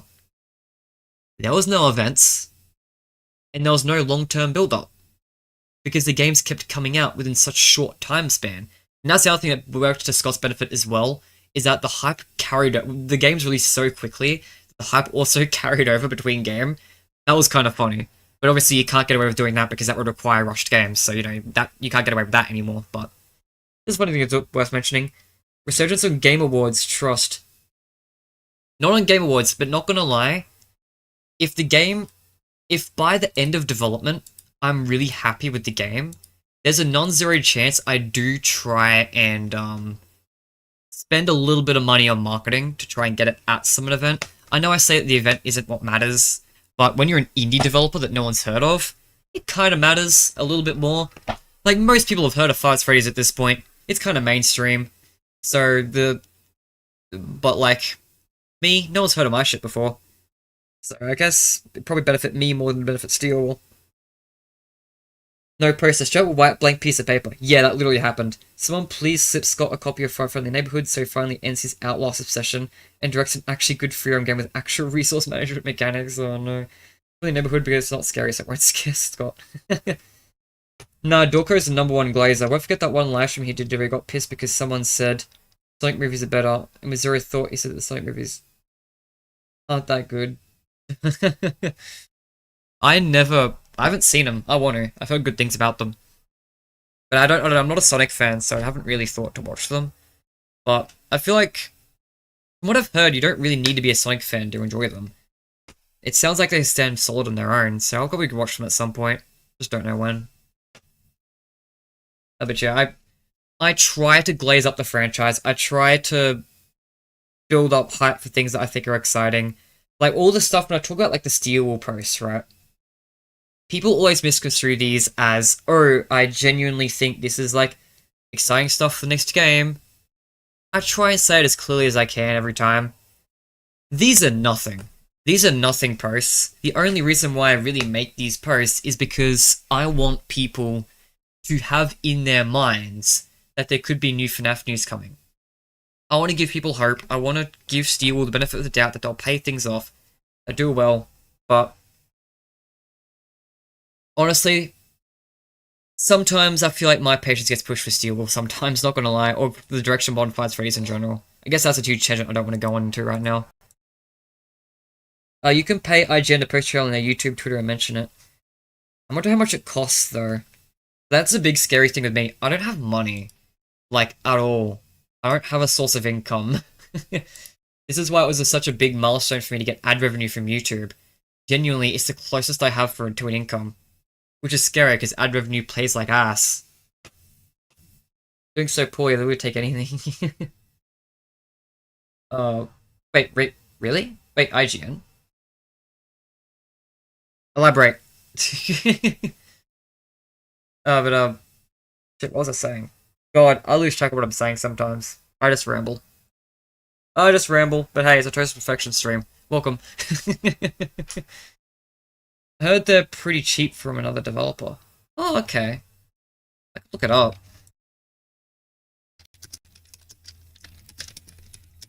How much did it cost to get IGN? I mean, wasn't Ultimate Custom Nights trailer stuff posted by them as well? This is ads.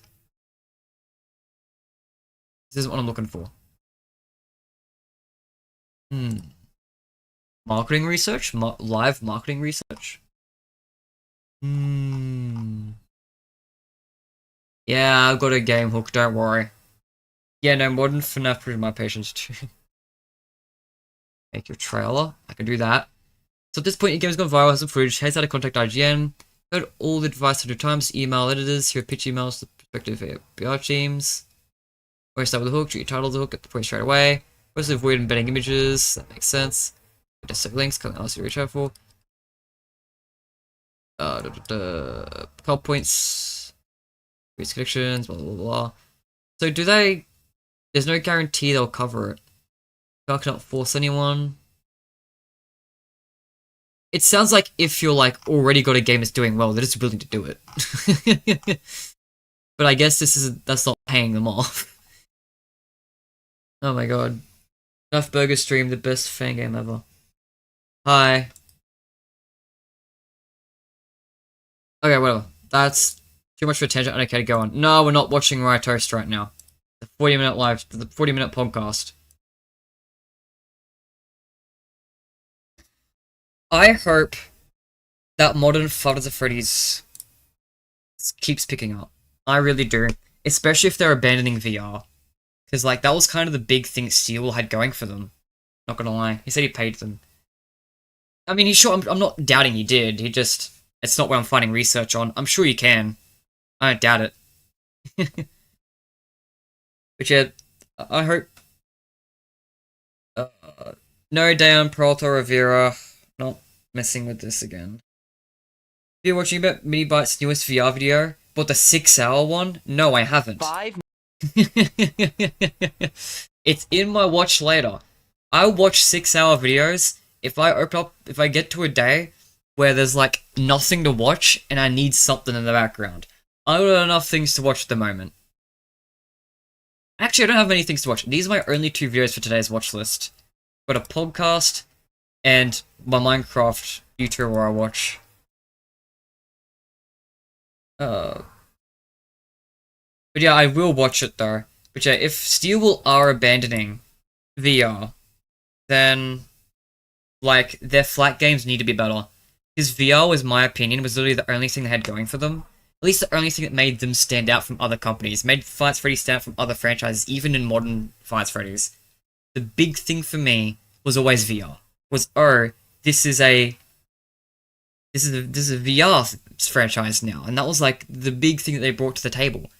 So if they're not doing VR anymore, which it sounds like they're not because it's doing poorly, then their next game, needs to be so peak. Like, even just a little bit better than Secret of the Mimic won't cut it. Like, it needs to get it right. Like, you can't sacrifice the one good thing you brought to the series and then replace it with nothing. Like, making up for the loss of VR, that's going to be difficult. That's going to be real difficult. They don't even need to swap between gameplay styles all the time. Yeah. You can do free roam resource management. Yeah. Yeah.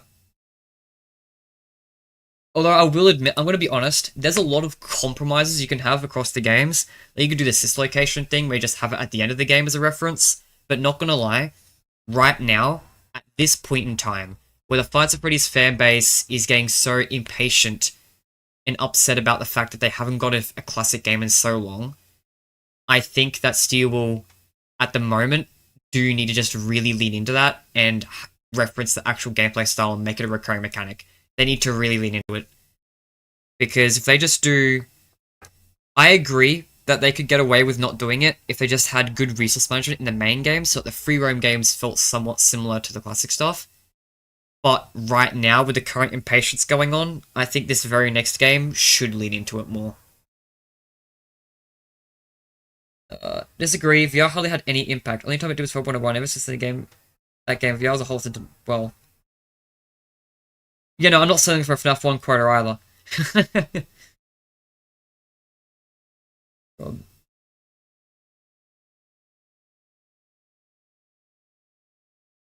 VR had no impact on the film. Look, sure, right?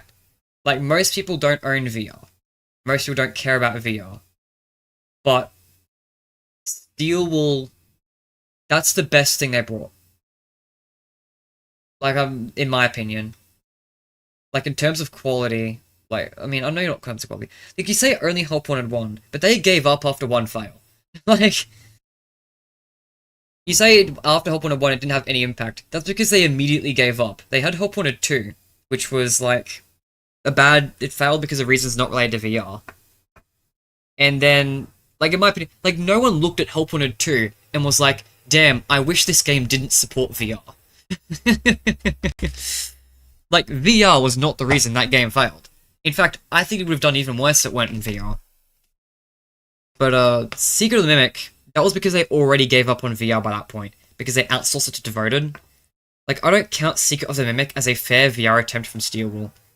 In my opinion, from how I look at it, they have made one fumble for reasons unrelated, and then just gave up immediately.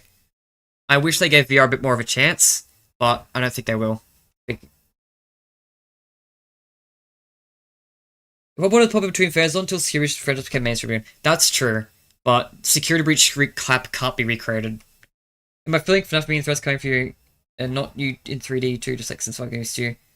Still have limited resources temporarily stuff, so yes. Yeah. Like, okay, this is something this, somewhere in one of these tangents, I was meant to go down this rabbit hole, but I just didn't. The Resurgence Tobias Lennon was, it has a lot of inspiration from what I want Five Nights at Freddy's to be. It's not what I want Five Nights at Freddy's to be, it's a very different thing, I go for something very different, but a lot of elements for it are, like, resource management is a very key component in the Resurgence. I didn't mention that, maybe I should have mentioned that in the game page, to be fair. But yeah, there is a resource management element. You have limited... shit. I don't know how to speak, sorry. I know there's also entire sections where you, like, need to defend a space as well. So it's not like a typical, oh, you're trapped in one room and you can't move, but it's more like, you can do a task, the task will be cancelled unless you defend the room. It's, yeah, and there's a few spots like the elevator sections, and I'm talking too much about stuff you have no idea about, but I have taken a lot of Five Nights at Freddy's inspiration from both classic and modern when it comes to the Resurgence. So I hope that game does, I want to see if some of those ideas work. Because, you know, it's really easy to say, I want Five Nights at Freddy's to do this. Doesn't mean it works in practice, right? So I'm kind of curious to see how that goes. I guess that's a tangent, it wasn't really relevant. Yeah, FNAF was dead from 2016 to 2021 outside the fandom. I don't know, could make a graphic how I think FNAF fandom has held up that time. If you analyze it, Steel will always do the go towards scare, which is the exact opposite from OG FNAF games. Yeah. I agree with you. I will, modern... I'm trying to word this. I guess I don't need to. I guess you've said it, right? Like, the free roam isn't the problem. How Steel will have approached the free roam is. I'm about running out of things to say, not gonna lie. Even on topics I'm interested about. Is there anything else I want to do here? Save that. I don't even know. Remember what I changed. Yeah. So yeah, this was mostly just... This is the original stream was about, was just showcasing this dude. Well, Rafa Player was not the only one who got this, by the way. Someone else did later on. As I said, Rafa Player kind of, showed off the, told someone else about one of the Limos Gaming thing, and they found the game page as well. You'll see more about the resurgence when there's more things to show. Yeah, I've said all that. Yeah. Alright. I think I'm gonna end off stream.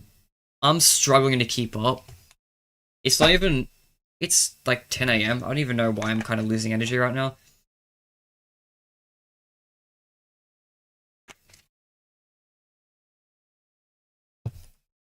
Again, why do you think Steel will think Outlast is still the heat shaking my head? Yo, guys, wait. First short Toasted Perfection stream in weeks. After all the marathon streams, it don't feel right. But where's the 12-hour forcing myself through shit when I'm tired? Downloading update, no! Oh my god. Should I give...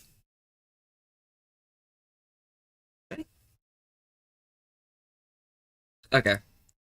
I'm gonna head off. Unless you have more things to say. Hi, Cassis909, you caught this at the very, very end of the stream, sorry. I'm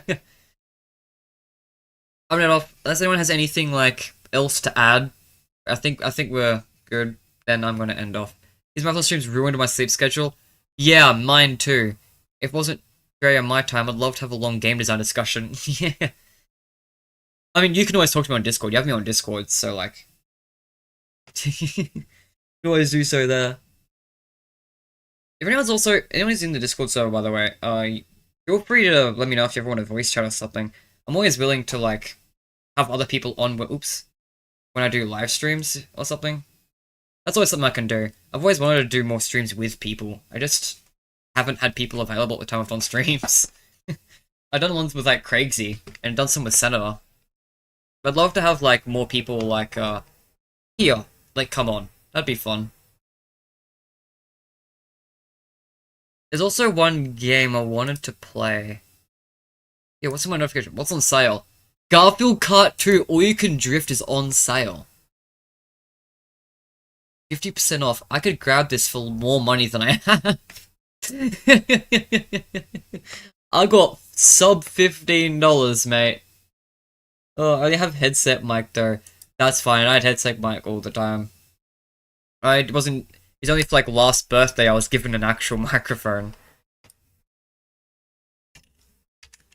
I was using this mic the entire time, prior to a birthday I had. Now I got this, which is a little better. Place back down. I'm not going to show the rest of the microphone, because it's been sitting here on my desk, and it's gathered dust. My room gets dusty. Very dusty. Everything's dusty. Horrible. Also, I show my FNAF plushies off all the time. I'm gonna reveal this. This is sitting next to my microphone. I have a Dio figure.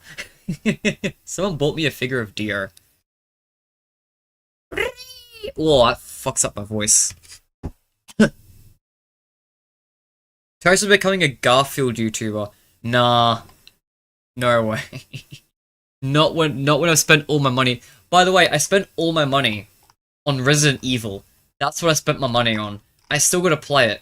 There's more games I wanna play, before I start Resident Evil. I wanna finish some fan games. I wanna finish Secret Meg VR mode and Modern Security Breach. Because I know I got the bad endings on the live streams, but hey, if solveable VR mode worked, might as well do Parachute. I'm not gonna do Moon until the patch though. When my first playthrough, sure, that can give me like that can be a now or whatever, but I don't want to do Moon.exe until later because I don't want to play Parachute and Moon back to back because it's just playing through the whole game again. Really lazy way to do replayability, by the way. Just being like, oh yeah, you have to play the entire game again just for a secret ending. That's dumb. Don't like that. But yeah, so yeah, I'll do Parachute maybe at some point in Secret VR mode, and then I'll come back after a patch to play Moon. And the other reason why I'm going to do it after a patch as well is because dynamic resolution is fucking annoying. Dynamic resolution basically means if your computer sucks, the screen size, the resolution of the game window changes, so it can be easier or harder to render depending on your computer specs in real time. My computer's not very good, so it means my window shrinks and you only see the top left corner. And by the way, I checked, it is not recording problems. It is the game window. If I don't record, or if I do, and I can check it while I'm recording, and pull up my headset, and I'll look at the game window, it is in fact small. It is in fact the top left corner. That is how the game just renders. So it only renders properly in VR itself, which is agonizing and makes it basically unwatchable. So sure, I'm willing to get my first playthrough in VR on YouTube sooner rather than later. I'm okay with that, especially considering I just started up and I kind of do want to do Parachute. But for the repeat playthrough, I'll wait for a patch, thanks. And if stealable, don't remove dynamic resolution and don't add room scale support, then it's not getting played. Because those two things need to be changed. That's something that really shot them in the foot with VR. So many things shot them in the foot with Secret VR mode. That's not even the worst of the issues. But man, creating a system where content creators can't record your game? Horrible! Steel should have been fixing that shit frame one. The second they saw the fact that content creators can't record the game properly, they should have known that that was a big problem. Because, again, word of mouth is how games spread. YouTubers are some of the best ways to spread that. If they can't record your game because of a feature you've implemented, that feature needs to be gone. It's weird too, I cheated all permissions for myself and I couldn't self-lock myself, so the game is actually kind of resistant to breaking. I don't know why I still didn't give you full permissions in New Game Plus. That is a leftover from Switch. Yeah, and they should have removed that leftover. I don't care what the reason is, it should have been gone. They need to fix Sigma VR has a worse launch security breach. Is it that far? I don't know. Sigma VR mode is at least playable. Completely. You can get everything. Security breach, people who are streaming the game got permission from Stealable to cheat certain sections to get certain things because they accidentally made certain items completely unobtainable. I'm not sure it quite tops that. I think Security Breach's launch still slightly comes out on top, just because you can, theoretically, beat Secret of Mimic VR mode. Completely. You can 100% it. It's scuffed, it's bad, and you can't record it properly, but you can theoretically do it. You cannot do it with Launch Security Breach. Playable, and people won't even be able to beat up the game. That's fair. Replace Sigma VR with Half-Life and play Alex. I really want you to play it, it's the best VR game. No, I think I've got it. I think I bought Half-Life. Do I have Alex?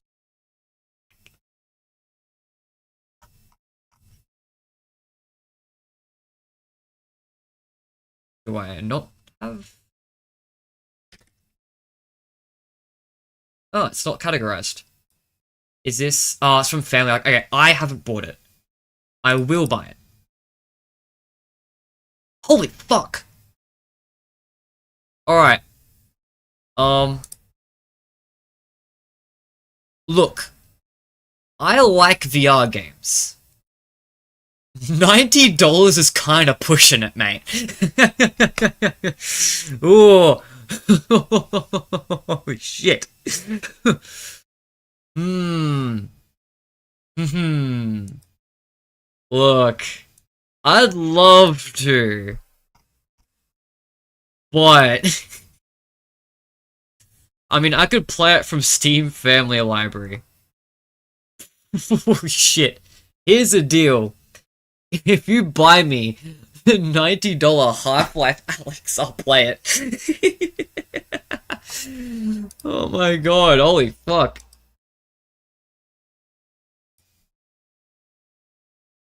I would suggest you to play a game called Duxie. It's rather a story of a game than a gameplay. Oh my god, Australian dollar. Yeah, Australian dollars inflate things a little bit. The game better have a lot of content that costs that much. It's a VR game. Like, that alone explains it. VR is expensive. Like, inherently. And anything that supports it will be expensive. Like, VR is just a very expensive form of gaming. And considering how inaccessible it is, it being expensive, the games themselves also being expensive, also makes sense for the developer point of view. So, I get it. I get it. However, I'm not paying $90 for a video game. Unless I'm a massive fan of the series, I'm not paying $90. And by the way, I'm pushing that because I would not pay $90 for a stealable FNAF game, even if they did become really good. $90, whoa. That's pushing it no matter what, mate. Gonna be for real. Gotta get a Portal stream on here, Toast. It'll happen. There's a lot of games I want to play. A lot of games I've already grabbed. These games will happen. I'll play Portal. I'll play Half-Life. I will play Resident Evil. Just not quite yet. Things get through. Another game. There's a game I want to bring to the channel. Do more videos on in general. I want to play more Minecraft on the channel. Also, it costs like 60. Yeah, you should see the prices I paid for some of the stealable games. I paid $60 for Secret of the Mimic. Even the price stealable games are now aren't even worth it. Yeah, I agree. That's exactly what I meant. Like, the fact that I'm a massive Five Nights at Freddy's fan is why I put up with $60 Secret of the Mimic. But if the price goes up, it's not happening. I've stopped being a FNAF fan before due to inaccessibility. The one time I stopped being a Five Nights at Freddy's fan is because of Security Breach. Is because the game came out, Security Breach came out, and not even came out, it got announced. The NVIDIA trailer. The NVIDIA trailer. When I saw the NVIDIA trailer, I was like, oh shit, this needs to be, like, this is like modern day gaming. And then I realized my laptop would not be able to run it. Once I realized I couldn't run the games anymore, I stopped being a Five Nights at Freddy's fan. I stopped following the franchise. The only thing that brought me back is that I got a tower PC. Actually, I got a better... There was a laptop in between that was like better as well. That actually brought me back. But I got an actual computer now. I'm not running it off a crappy laptop. So that's why I'm back. So I have... So I'm not against just ditching the series entirely if it goes outside of my range of accessibility. I'm not going to push it too much more than what I'm comfortable with. And, yeah, the price tag going up would be that point. If it hits $70, I don't think I'll do Five Nights at Freddy's content anymore. I'm going to be honest. That would just be it. That'll be GG's. I don't have the money. But for now, while I'm a hyper fan of the series, while I'm still enjoying everything that's coming out, and while I still have faith in the future games, and while I still have a tiny bit of money to waste, I will still be doing it. Not gonna lie, I'm pretty dire at the moment. If the next mainline FNAF game came out this year, it wouldn't happen. Like, I don't have the money. So, the only reason why I'll be able to have the money is because I tend to be gifted Steam gift cards on birthdays. People seem to send me Steam gift cards because people know that I'm actually quite restrictive with my money. I don't tend to buy games with my real money, so people know that and are like, oh hey, yeah, here's some stuff to spend on games. So they give me Steam gift cards. So I tend to get like quite a bit of money for Steam games like every year for my birthday from various family members. I'm especially really lucky there because I have a split family. So I'm getting it from everywhere. So that's the only reason why I'll have money for the next FNAF game next year. Is because I feel like between my birthday and Christmas, I might have enough for it. Because if it came out before then, if it comes out now, this year, you would not be getting videos of the next FNAF game. It'd be delayed until I have money to buy it. I love Five Nights at Freddy's. I'm not going broke over Five Nights at Freddy's. Do you remember physical Steam gift cards though? Yeah. They're not doing physical anymore. Perfect security okay, hang on. I need certain VR headsets for certain games like Batman Arkham Show VR, which requires a Meta Quest 3. Yeah, I've only got Quest 2. Like collectibles. Oh. One day gaming? Wrong. Misconfigured RTX config. Yeah, this is how I feel. Bit of a tangent.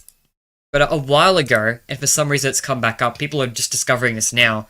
But I'm not gonna lie, I also forgot about it. So it's being talked about now, even though it's technically information we've known for ages. The next mainline Five Nights at Freddy's game, Five Nights at Freddy's 12, I guess I'll call it, is made in Unreal Engine 5. The first Five Nights at Freddy's Unreal Engine 5 game. Now, on one hand, Unreal Engine 5 should be more performant. It has more performance increases in games, more optimizations. It should be better. But it also has more features. And some of those new modern features hurt performance. So, these next Steelable games will either A, be way better because it's on a better engine, or B, be way worse because they can't use the better engine and they just add the new features in and make it even worse. So, I'm dreading it just a little bit.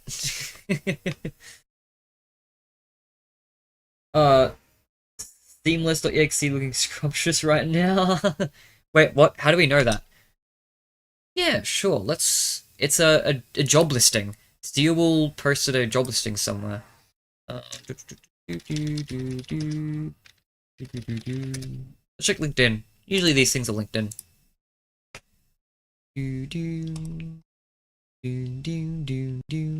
It's off. Why am I not signed in? Okay, can I check updates? Is this them? Might be them. Is this more information? I hope I don't accidentally apply. Wouldn't that be mad funny? Should I just apply to Steelable for shits and giggles? No, I can't. Oh. No, but they're looking for some of the strong spirits of Unreal Engine 4 and 5. There's a place where they specify 5. But yeah, right now, this specific listing is 4 and 5. But they have specified 5 elsewhere. Wait, why am I on Monomy Park? This isn't even them. Okay, this is them. Shit, sorry. Okay, I can't find exactly what I'm looking for. You're just gonna have to take my word for it.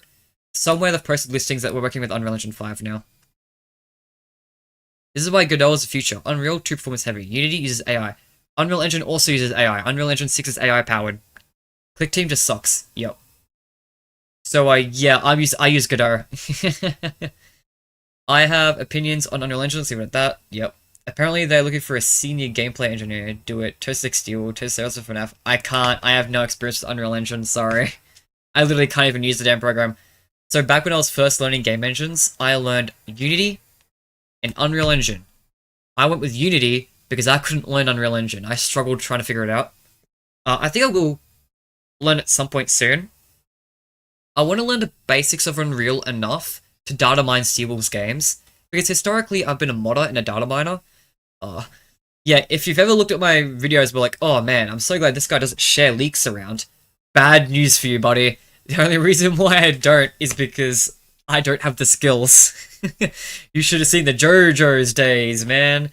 Back when my most popular videos were me leaking the entire DLC pack for the JoJo's games.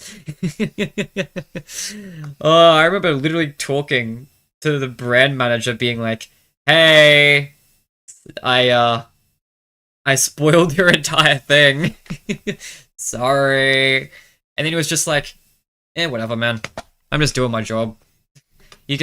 Someone's gonna find it. If they were that easily accessible, someone's gonna find them anyway. It didn't really matter. The blunder of the developers. You're good. It's like, oh, okay. But still. Even up from Godot and it's cool and toasted. Guys, I'd like to remind you what my games look like. I just like to give you a reminder that my games look like this.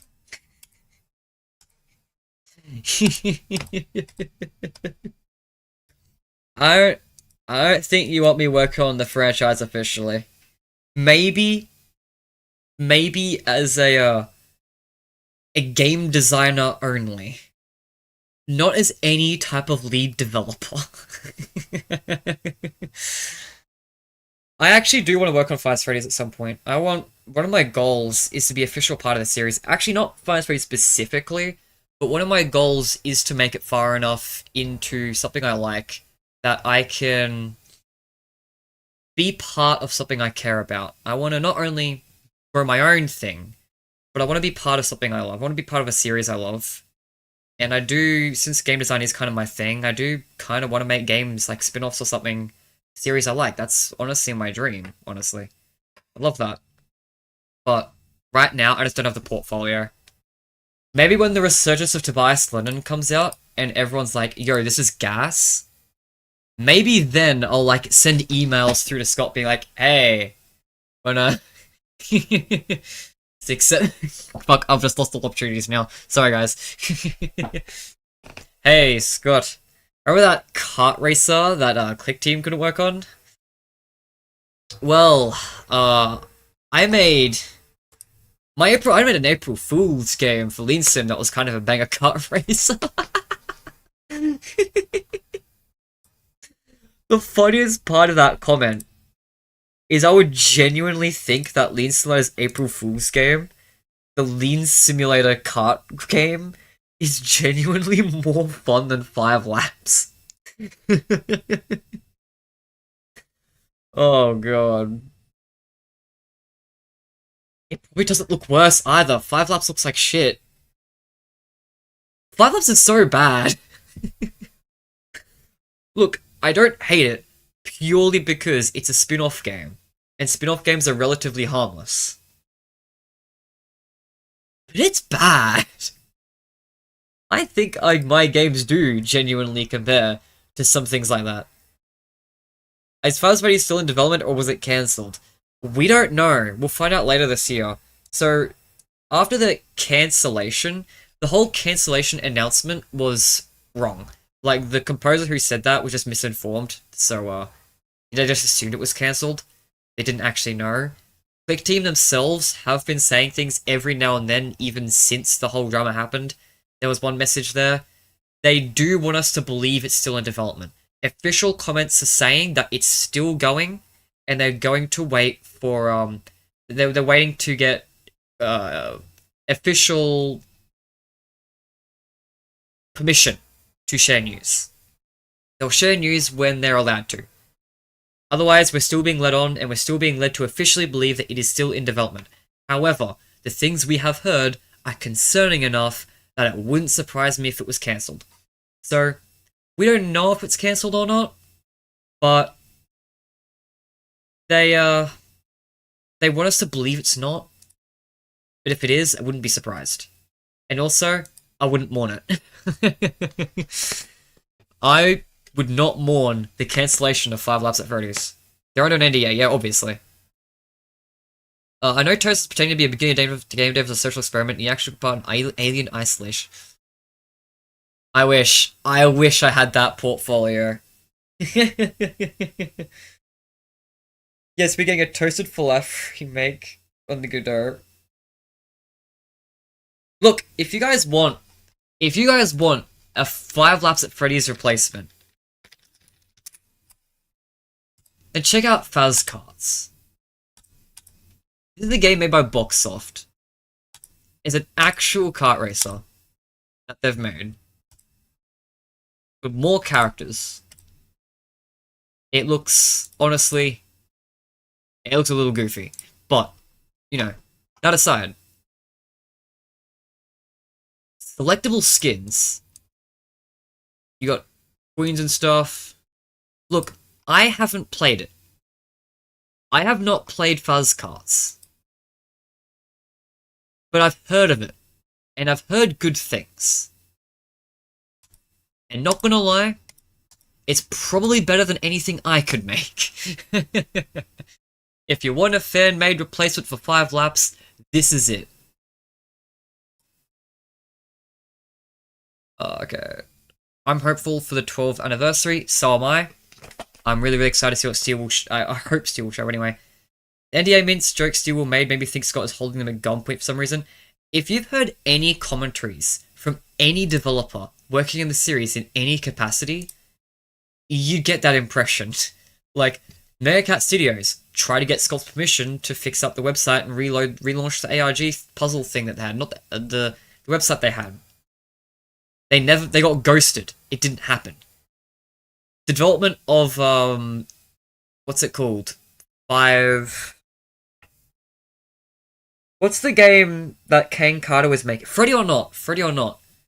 That game is on hold because they're awaiting stuff from Scott Cawthon and have been for a while.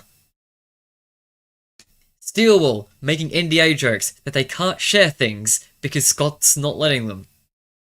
Like, everybody is going through that. Scott just doesn't communicate with his developers. If you follow any of them, you get the impression that Scott's holding them at gunpoint, just not letting them do shit. I don't know what's going on there. Hell, maybe the whole marketing issue, maybe it's just because Scott's just not locking in on letting them do things. And honestly, that's a big reason why I think these things are teasers, right? Like, people say I'm insane for this. And yeah, it's a little insane. This is obviously not a screenshot from the next game. It doesn't even have the Scott copyrights in it. I didn't even notice this, but someone brought up to me that if it was an actual screenshot, it'd have copyrights at the bottom. They're right. Like, the fact that there's no Scott Cawthon copyright just definitively proves this is not from a Five Nights at Freddy's game. However, it still could be vague enough to vaguely allude to the thing. And might be just vague enough to not get in trouble with Scott. I think that could be why Steel will post vague nothing tweets that only vaguely relate to the games. Is because they're so vague that they can get away with it without permission. Because they can't actually post anything without permission. And I think that's why they do things like this, assuming these are teasers, which a lot of people doubt, and sure, I get it.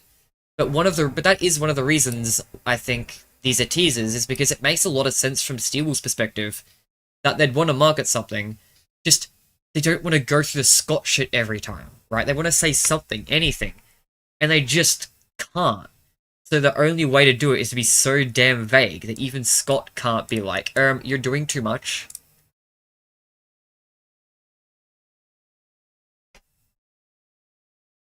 Oh god, your chat's moving and grooving now. Heard that behind the scenes, most of the staff from Click Team apparently quit. Yeah. They make a DX update for the future of the game. Yeah, Fuzz Cards, yeah. The only reason I haven't played it is because it's an alpha. I like playing games when they're fully launched, especially fan games. Look, sometimes for some bigger games or whatever, sure, I'll play them in early state to see what they're like. But when it comes to like fan-made games, it's like, I'd rather see you refine that a little bit. You're an indie developer. Still looks better than 5 Laps, genuinely. Man, this game is old. Yeah, this is why he doesn't play Half-Life Alex. Who knows? Because he's the one who made it. I want to work on VR stuff. That's one thing I want to experiment with. I vague posted earlier that there's something with the Resurgence Tobias Lennon that I didn't really want to talk about, that maybe they could have given it more restrictions. That thing's VR. You know, fuck vape posting. The thing I want to do, I want to make the Resurgence support VR. That's the goal. But, honest, I have never touched VR development before, so I can't promise anything.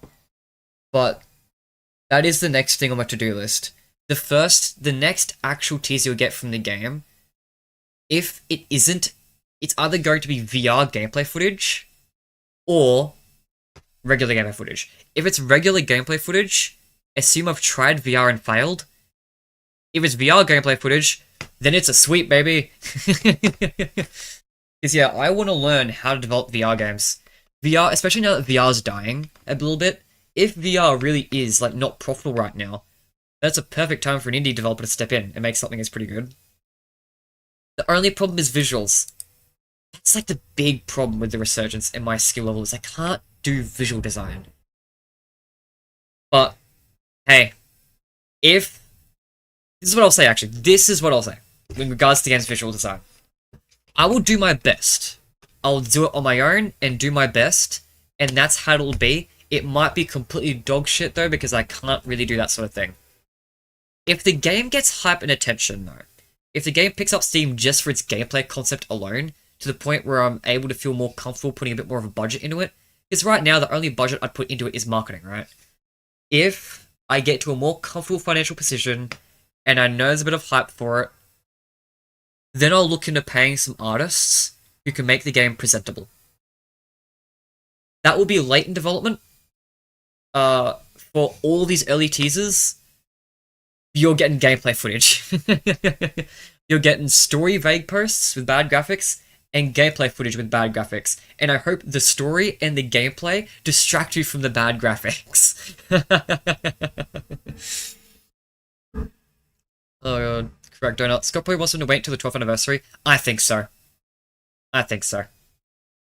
Because Security Breach and Secret Mimic were both announced on the anniversary. So it makes sense that the next big game would be as well. Like, Hopwood and Hopwood 2 weren't on anniversaries, but like, those are kind of smaller games. Like, yeah, sure, they're main installments, but they're not really the big swing narrative installments.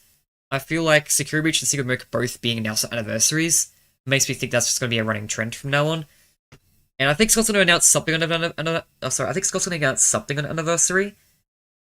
And I think it just makes sense. And I did a whole video on it, man. Just watch it. You've seen the video. Scott cannot be a one-man army, and I think the cracks in the egg are making it obvious. Yeah. Scott, cut right now, buddy. We can announce something fun tomorrow. I promise. When you go outside and play Cawthorn, see, we'll celebrate 3 irrelevant holidays in a row. Scott is holding you hostage. I think Scott is trying to manage too many things at once, and that's why things take so long for approval. Yeah. Resurgence will still be better than Secret Mimic VR launch. Look. I'm a one-man thing. I'm a one-man person. I've never developed VR before. I've never developed a free roam game before. I've never developed a narrative-focused game before. There's a billion ways this can go wrong. I may have developed 3 games before. There's a lot of new territory here. And when there's a lot of new territory, there'll be bugs. Lean Simulator had a soft lock in the tutorial for the longest time. So, I wouldn't bet that my launch... Actually, wait, no, Secret Miracle's launch was pretty fucking bad, actually. Hang on. You know what? Maybe that is actually easy for me to say. I'm only now realizing the comparison here. Because, like, I may be a one-man thing. But my games are small. They're smaller, comparatively speaking. The Resurgence will be small. It is not a big game. It is a free roam game. But it is not going to be big. You'll be able to beat it in an afternoon. I have the whole thing planned out already. It's not that much content.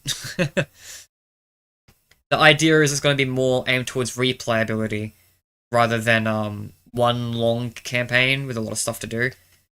I'd rather just have the things there be fun and give you a reason to keep coming back.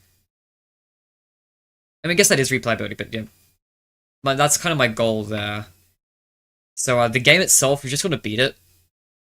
Probably take an hour or 2, probably. I don't know, just early estimate. In these early prototyping right now, I can blitz a room in like a few minutes.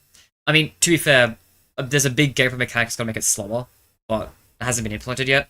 But so far, I can blitz rooms so quick. So, like, I don't think it'll be that long. Which, I mean, that whole tangent there was because it was to me saying because it's a short game, it'll be easier to playtest. That's what that tangent was about. So, I may be one guy, but I think this one will be easier to playtest the Secret of the Mimic. And I do playtest my games, at least a little bit. So, maybe it will be better than the VR launch of Secret of the Mimic. I can guarantee you there won't be recording troubles with the stupid dynamic resolution thing. Deal with marketing isn't mine. I'm a review writer now. Let's go. Let's go. Another thing to hope for. Yeah. What's the worst thing that could happen? People call your game bad, move on, just keep pushing it till you hit gold. Yeah. Right. At the very least, it's a learning experience. If I can make something that doesn't make people vomit, you can. You are very devoted to your craft. Okay. I have mental issues. So, like, I'll go weeks without touching the game, and then in one night, I'll do months worth of progress. I'm really sad that the Lean Simulated April Fool's game videos development videos never worked out, because in the development of the Lean Simulated Desperation April Fool's game, I recorded development of every day of that game. I made it in like a week. I record every day's worth of development, and I wanted to give a report on what I did every single day. And the recording was terrible. Because it was just every single day, there were times like there was things going on in the background, and times where I didn't like project well enough in the voice because I was tired or whatever. In the end, the voice over was just so bad, and I just couldn't really... It didn't work. I couldn't upload the videos in that state, so it just didn't happen.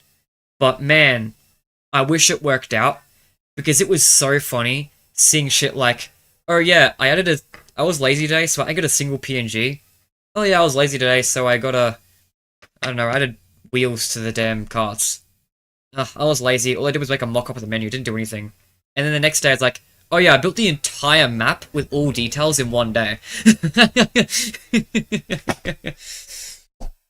Here's the big planning document I made first, which is also done in this day. Here's the part of the day where I made the entire block out. Here's me decorating the entire thing, all in one sitting. Oh yeah, and while I was at it, I also implemented a couple of other gameplay mechanics.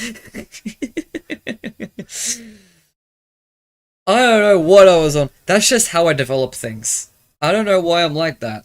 I'm pretty sure it's hyperfocus. I think that's the term. I don't know. My father has some sort of mental illness or whatever that's hereditary that I also have. I don't remember what it was. And if I recall correctly, something about hyperfocus is actually a symptom of that. So, yeah. I wish I could upload those. I don't even think I have them anymore. But they were mad funny. Just of the concept of seeing how little progress I make. Across the week of development, there was only like 2 days where I actually made progress. But those 2 days were like half the game each. And Lean Simulated Desperation was like that as well. Everything I make is like that. Lean Simulated Desperation was the same way. I'd go days, weeks, maybe even take a few months break. That game was in development for 2 years. There were times where I took months off away from the game. And then I just did so much in one sitting. Honestly, I think the current progress for the Resurgence Device Lennon has been done in like maybe 3-4 sittings so far.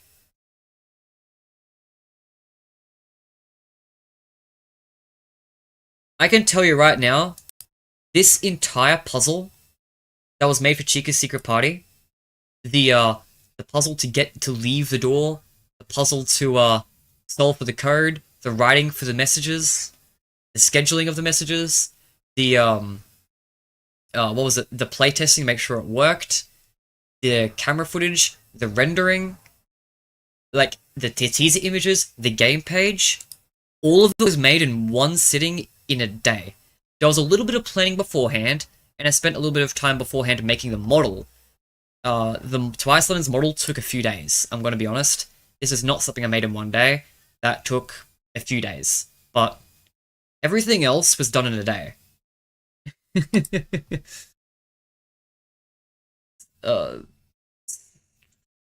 That's So it's got a good franchise for a good franchise manager. That's relatable. Have something planned, then life hits you. You're lazy. Don't want to work on a project. Yeah, I spend an embarrassing amount of days doing nothing but like watching YouTube videos. And then I plan to have something. I have the project open, and I'm like, oh yeah, I'm gonna do this today, and I want to have these videos open on the background. And then my entire day, I'm just sitting here like, yo, that's cool. That's a good point, man. Yeah, Scott should totally be doing that. Yeah, I love that Minecraft update. Yeah, it's a good one. Look, I want to make some development progress, so after this video, I'll go work on development. Ooh, but that video looks really interesting. Ooh. Yo, that's a cool challenge to beat the game with. That's like a 5-hour video. Yeah, I'm watching this shit. This is really, really enjoyable, actually. Oh, shit. 2 hours ago was lunchtime. Yeah, I should probably eat. Oh, okay. Now they've eaten. Oh, man. Now I can get some work done. Real progress. I like listening to music while I do development. I've now watched all my videos. Let's go find some music. Damn, this music's kind of a vibe. I'm just gonna groove for a minute.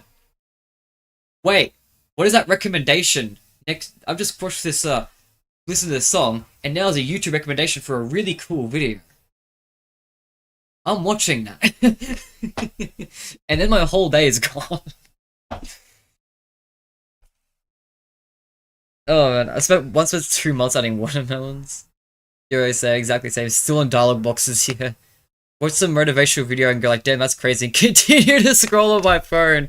No, but for real, I actually don't like sitting there watching things too. Is another funny thing. Like that example wouldn't have been me just sitting there on my chair the entire time. That would have been me having a video going in the background, going, oh yeah, I'll do development progress. Actually, no, I'll check Reddit. I spend a lot of time on Reddit. I'm a Redditor, I'm sorry guys. I spend a lot of time on Reddit. I kind of want to do a YouTube series at some point where I just review like Reddit theories. Because some of the things people say on Reddit are kind of insane. It's also really funny, like the differences between the theories in different websites. Like the theories you get on TikTok are so bad. The theories you get on Reddit. You know, I like them. For the most part, some of them are pretty insane, depends on what sub you go to. The theories you see on Twitter. I mean, the theories don't exactly matter. It's just everyone's killing each other over them. The theories you see on YouTube, though, are gonna be like, guys, hot take. William Afton killed 5 children. And then the videos has like 5k likes, 10 million views, like 1 million views or some shit, and like thousands of comments going, holy shit! No way! I never considered that. What? No. William Afton murdered children? I swear to God, there are 2 types of YouTube theories. 1, the type that explains the most surface level information imaginable to the point where I don't know how someone could go, yeah, this is worth making a video on. And 2, the most deranged bullshit imaginable, where it's like, no, please, don't make this video vlog, don't let this video blow up, don't let this video blow up, don't let this video blow up. Oh god, now I have to deal with this as a common consensus. No! What do you mean Charlie is a vengeful spirit is now a popular theory? What the fuck? Why? Oh god. That's all. TikTok's just nonsense, they're just soup, yeah. Been noticing right about time loops. Yeah. Yeah, I think time loops are in that why territory. I don't want to... Look, part of me says I shouldn't be mean. These stories are up to interpretation. Their theories are just as valid as mine. The other part of me has a brain that has opinions. And those opinions say, what the fuck am I watching?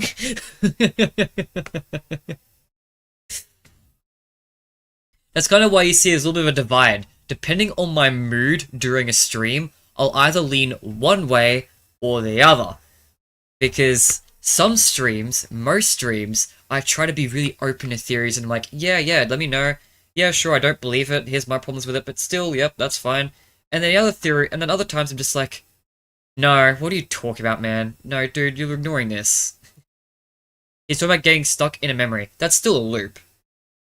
Like, that's not a time loop, but it's still a loop. It's still similar-esque thing. I'd consider that clickbait. I don't know. Maybe it is. A little bit. I still love... I still feel bad for Johnny Blocks on that one video, where he's like, guy, an official Five Nights at Freddy's, like, VHS-style tape has just come out. And then everyone's just like, this doesn't count as official, it's Pop Goes. It's like, guys... And everyone's just framing him saying like, it's clickbait. It's clickbait. You can't be saying that Pop Goes doesn't count as official. It's like, dude, Johnny Blocks never said that it was for the next mainline game. He never said that it was a canon to the main timeline. He just said it was official. There have been plenty of official spin-offs that done weird things that count as official, that people don't complain about. But when Pop Goes does it, people give Pop Goes such a hard time. Like, I know that it's by far the least popular game in the fanverse right now, but people are really harsh on that one. I don't know, I feel sad to me. As somebody who loves Pop Goes so much. Okay, but Johnny definitely deserved the roast for that Taylor Swift post. No, that was funny. That was funny. I loved that. Keep doing that, Johnny Blocks. I love the... Oh, that was so good. I hope he does more of that, actually. I hope that nothing I make comes off too clickbaity. Sometimes I feel bad when I make videos and things like this, and I kind of frame it as news in the next game, because I feel like it's still leading into something. Like, I'm not lying, I don't feel like I'm lying. But, you know, if you don't believe this is anything, then of course, you know, it's gonna look like clickbait, and I feel kind of bad for that. Sometimes I feel bad for what I do videos on, when it comes to, like, this more weird stuff. But look, the amount of times I've ignored an innocent-looking steel wool post, and it ended up actually paying off, and genuinely ended up being something. Never again. I'm suspect of all of this shit now. Steel wool does do vague posts that vaguely allude to things that appear in the next game. They do that shit. They do. They've happened many times. I'm not gonna pretend they don't. Totally somewhere the state modern enough marketing though. Returning to Taylor Swift for news. Yeah. I agree. It's 12-year anniversary. Come on, man.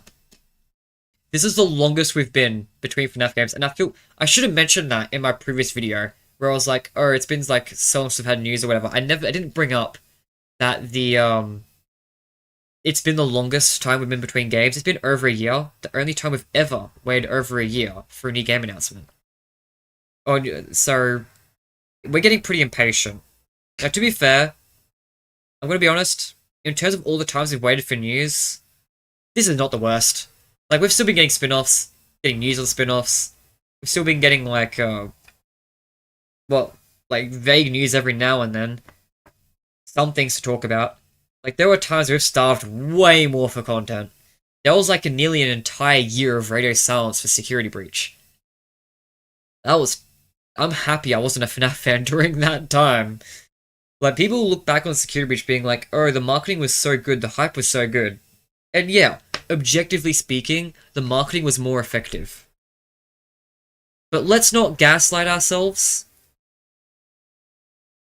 Security Breach had a long time of fuck all. That would have been an agonizing time. Man. Can you pay enough content creators though? This franchise is quite literally their income. Yeah. I mean, for me, I'm just greedy. Like, I need to cover this shit. I don't earn enough money from YouTube to warrant that.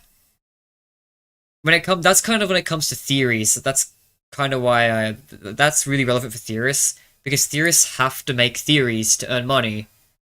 But, like, what theories do you make when nothing's coming out? You kind of just have to start saying shit. Toby Fox pulls the same shit all the time too, but he can get away with it because he consistently delivers. Yeah, and that kind of goes back to the other thing we were saying beforehand, right? Like, bad marketing in terms of giving us information wouldn't even be as bad if they gave us good word of mouth stuff. If they gave the community trust, they'll let the community build up that hype for them. The community can't do that when there's little faith in Steelwall's games right now. Like, I have faith. Like, I think Steelwall are improving, and I think soon they'll get to a point where they'll start making games that people actually like. I don't think it'll be that long. I think they will get there, honestly. Maybe it's wishful, but I do think they'll get there. I don't think all hope is lost. I truthfully believe that they will keep improving until we get to a point where the series is in a good state again. But I am very unique in that opinion. A lot of people have lost hope well and truly by this point. A lot of people just don't like the direction of modern games, and at this point, we're 4 games in. If you haven't liked anything Steel has dished out, like, yeah, of course you're gonna stop following the series at this point. It's been 4 games. The carpet post was a teaser for a mechanic. How? Yeah, Delta, yeah. Yeah, same, I wouldn't survive that drought. Yeah. Look, if we get content droughts like that, I'm just gonna start doing other things. I want to do more Minecraft videos on the channel. I love Minecraft. I haven't done enough Minecraft stuff. I don't know if I'll do videos, but I'll definitely want to do live streams. Because I just love playing Minecraft, not gonna lie. These days when I play a game, I just think I want to stream it. Like, why wouldn't I stream it? People like coming into streams. I like talking to people on streams. It's fun. It just... There's objectively no reason, not just add the go live button is just the make whatever you're doing fun button. Why would I not press the make whatever I'm doing fun button? But because I've got so much emphasis on Fights Freddy's, and intentionally, like, I don't feel bad for that, I'm intentionally wanted this to be a Fights Freddy's focused channel because it's the game I think I have the most stuff to talk about. But I want to do Minecraft stuff because I just really love Minecraft. So I want to do more live streams on that at some point. And that would definitely be, that will probably be my content if we get another year's worth of drought. Just, hey guys, welcome to part 365 of playing Minecraft every day until Steel will actually give us something. This is our last episode because Steel will tweeted today saying, look, it's National Epic Cabbage Day. And in the cabbage, you can make out a new Freddy Fazbear, but he's got a slightly different face shape as last time. Could this be the next game's Freddy Fazbear? Better hope so, because I'm starving for content, guys. All bets on Steel improving this franchise. Hard gamble, worth a shot. Yeah, I believe it. Maybe this next game won't be it. I think it needs to be it, because if they're giving up VR, then they need to do something big to recover from that.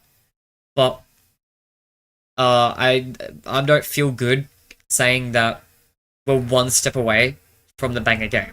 I think there's too many decisions behind the scenes that need to be made still for the next one to be the one, honestly. But, because, you know, they got to make the decision of, like, one, they have to make the decision of bringing back the classic gameplay style. Fights Freddy's will never recover the old hype until they bring that back to some capacity, and they need to fuse that with the modern games. They need to have that idea. Then they also need the ideas to improve both styles separately, because FNAF 1 quota and mid-stealth gameplay ain't gonna cut it. So they need to also have the ideas from both sides. So, 3. They then need to improve the visual design, because so many people don't like the cartoony look of their games, which, to be honest, kind of goes into like the lighting and atmosphere of the games that they've been failing to handle. That's gonna take a lot of effort. That's 4. Then the hardest one, because it's on Scott Cawthon, people don't give a shit about the Mimic. So we need to wait for the story arc to actually engage people again. 5. That ain't all being cleared up in one game. And the worst part is, just because you clear up the fanbase and make the fans happy, does not mean you'll start getting bangers. That's just the part where fans will finally start gassing up your games. After that, to build hype, you then need to take leaps forward.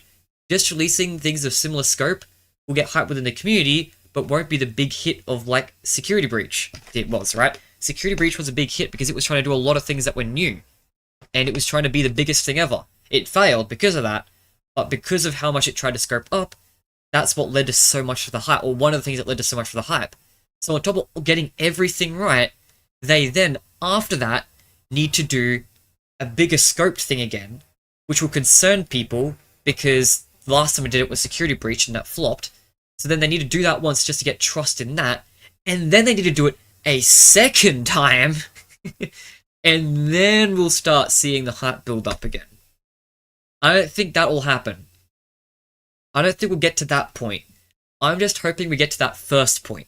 The point of making the fan base happy, because that alone would be huge. But I don't think we'll ever hit the point of one-upping Security Breach's hype. I think they had their one shot at Security Breach's hype, and they fumbled it. Which is unfortunate, but I genuinely do think that. But hey, feel free to surprise us, Scott. If you want to, I don't know, give Steel a AAA budget or some shit. I don't know how you do that, but you know, bring back the AAA game, then maybe that could do some numbers. Especially on one less ball. I miss old, chill, long-running modern playthroughs. Yeah, I want to watch more Minecraft content. It's just so hard to find content I like. Because so much of it's so over-edited, because Minecraft's a kid's game. I mean, obviously anyone can like it, but obviously if you make something that for kids, then you have to... Most YouTubers gear their content toward kids. So everything's super overstimulating. Again, I have mental issues, so being overstimulated is an actual thing that gets to me and hurts me. So it's hard to find Minecraft videos that don't feel overwhelming for me to watch. Problem is, I finally find ones that aren't overwhelming, and then it's hard to find people that have an engaging personality. Like, I'll finally find someone that's not over the top, and then they've got to be super dull. It's like, ugh. There's a sweet spot here. There is a sweet spot, and I haven't found many content creators who hit that sweet spot. Got IBX Toycat, though. IBX Toycat. He sometimes does quite long videos. He goes on very long tangents. He kind of reminds me of my live streams, where he goes on these long tangents on, like, different topics that interest him. And, yeah, he's pretty chill. Doesn't over-edit.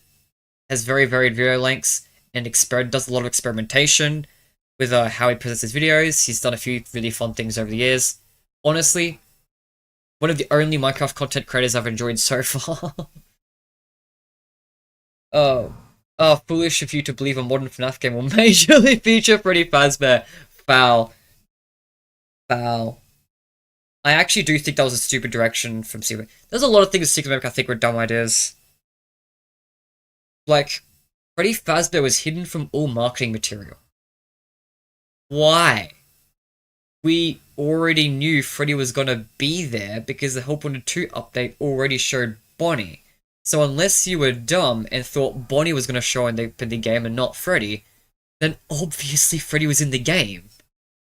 And then we also already knew it from the books. Because back then we were using the books to predict the game. We didn't know the books were non-canon at that point. There was a popular theory, it was very, very split. We didn't know, and even those who didn't think the books were canon were still using it as predictions and thinking, hey, maybe the games will loosely follow it. And in the books, we knew Freddy was there!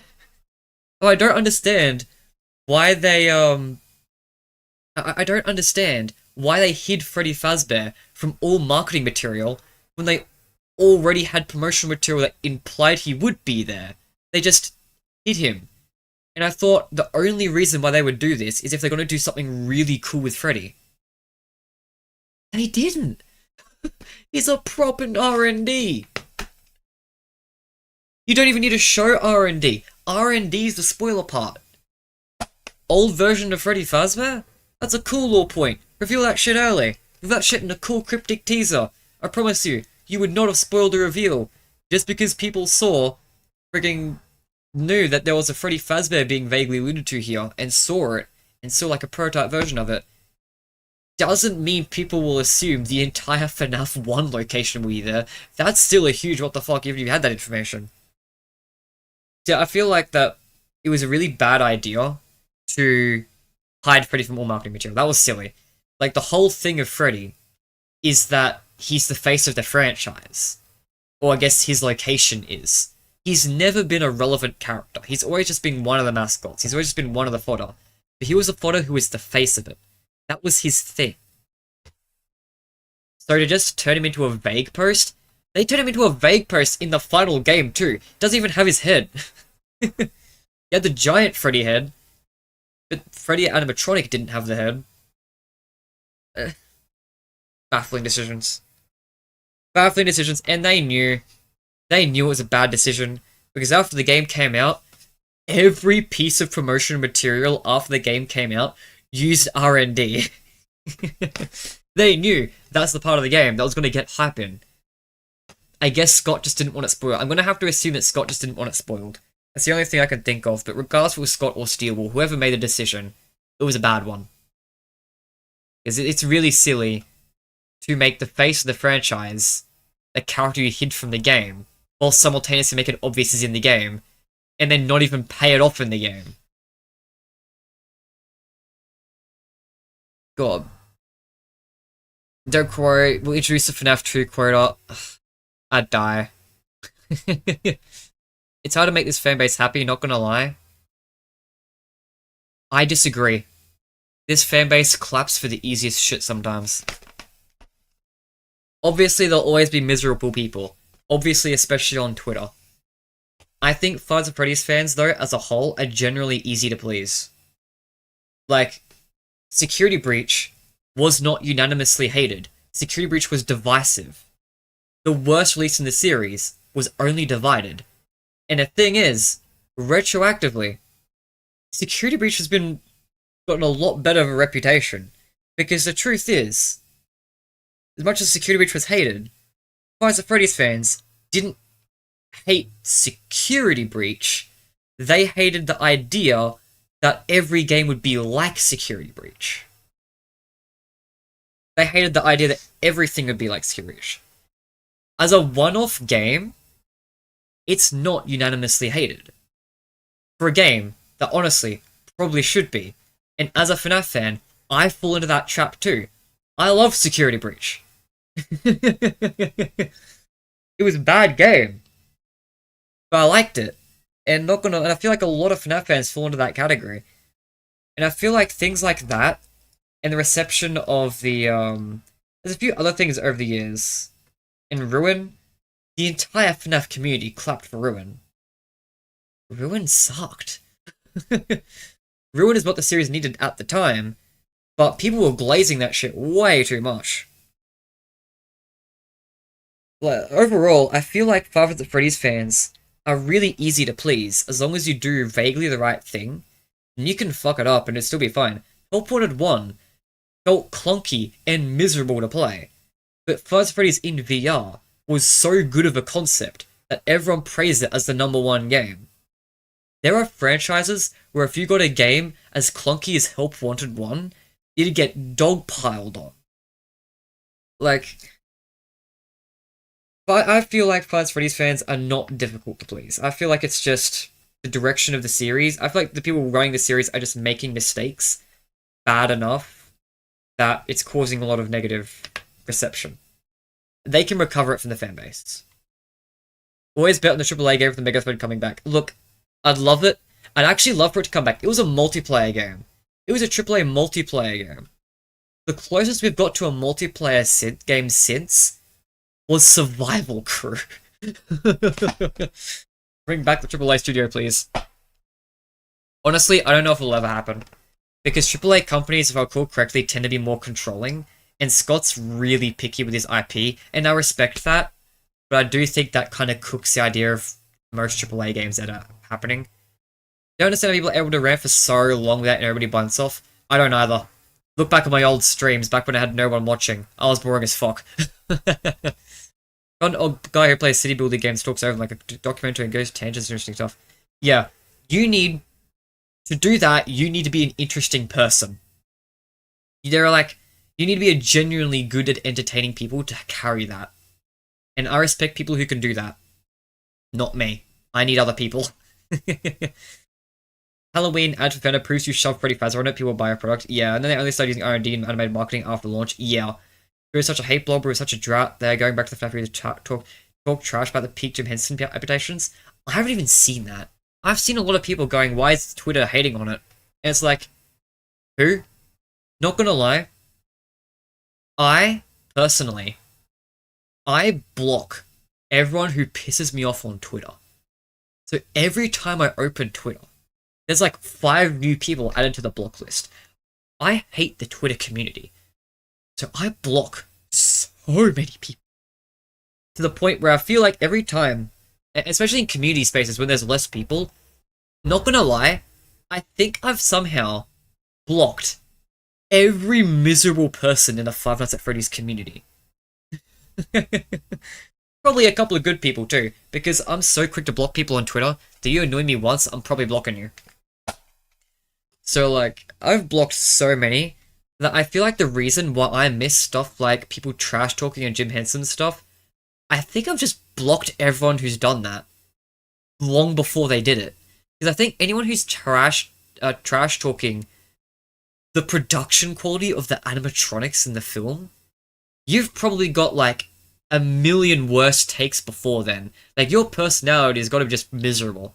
So I think I've just blocked them already. Stop putting the 6th location in a row underground, making sure it's not spoiled. Aha, truly Meringue Magna Opus, I never see this one coming. Ruin sucks, yeah. I'll stop being a fan of this franchise if it dumbs down using AI.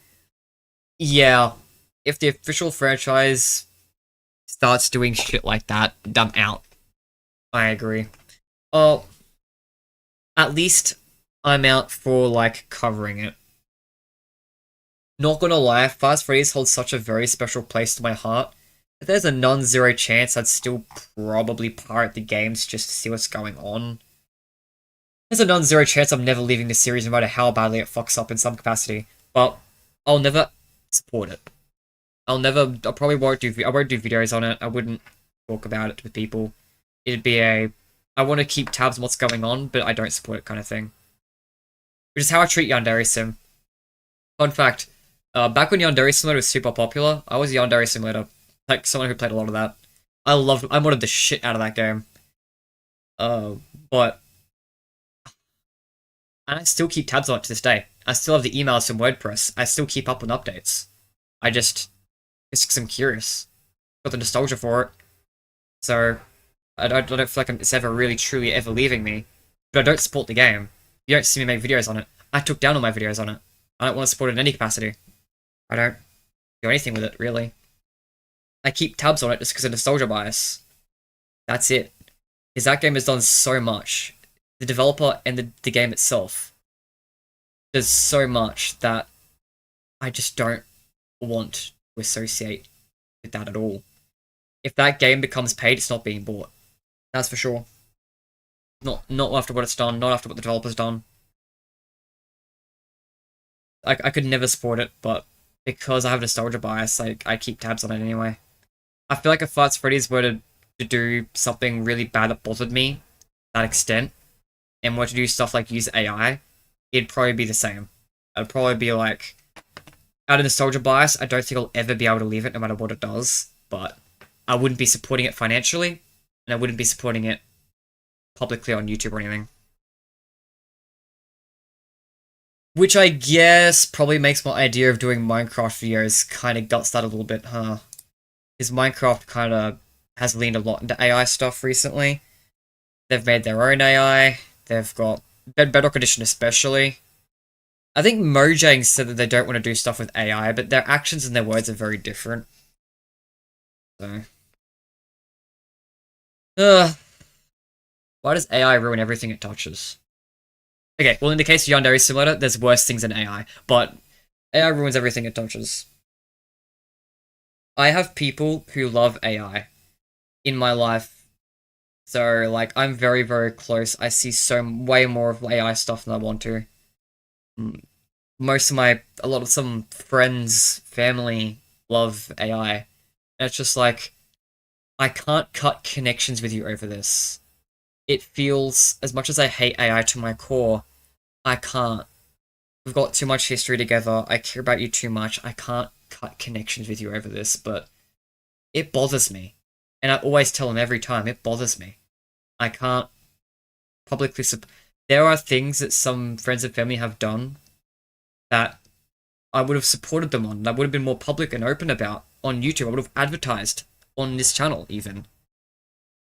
But because they do AI stuff, it's like, I can only support you as someone I know. I can't support what you're doing. I can't support what you're doing here. And it feels bad saying that. But most of them know I'm anti-AI. Like, I tell them to their face, I don't like it. So they know. If anyone were to do the opposite route to me, do opposite to that, and be like, oh, you don't like AI, then I don't want to associate with you. Then great, get out of my life then. Quite frankly. But that hasn't happened yet.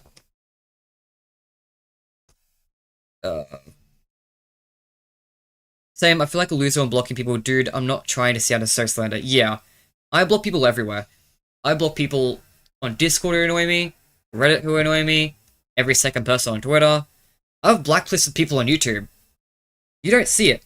I try to leave as many comments up as I can, even if they make me uncomfortable, even if I don't like them, even if they come off negative. Generally, I'll try and keep them up.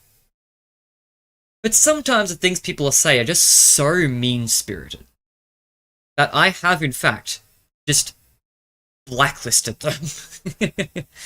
You can add users to a list where I'm pretty sure that doesn't stop them from interacting with your content.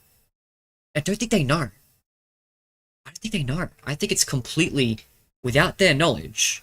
Just nothing they do, no comment they say, can actually be read by anyone else.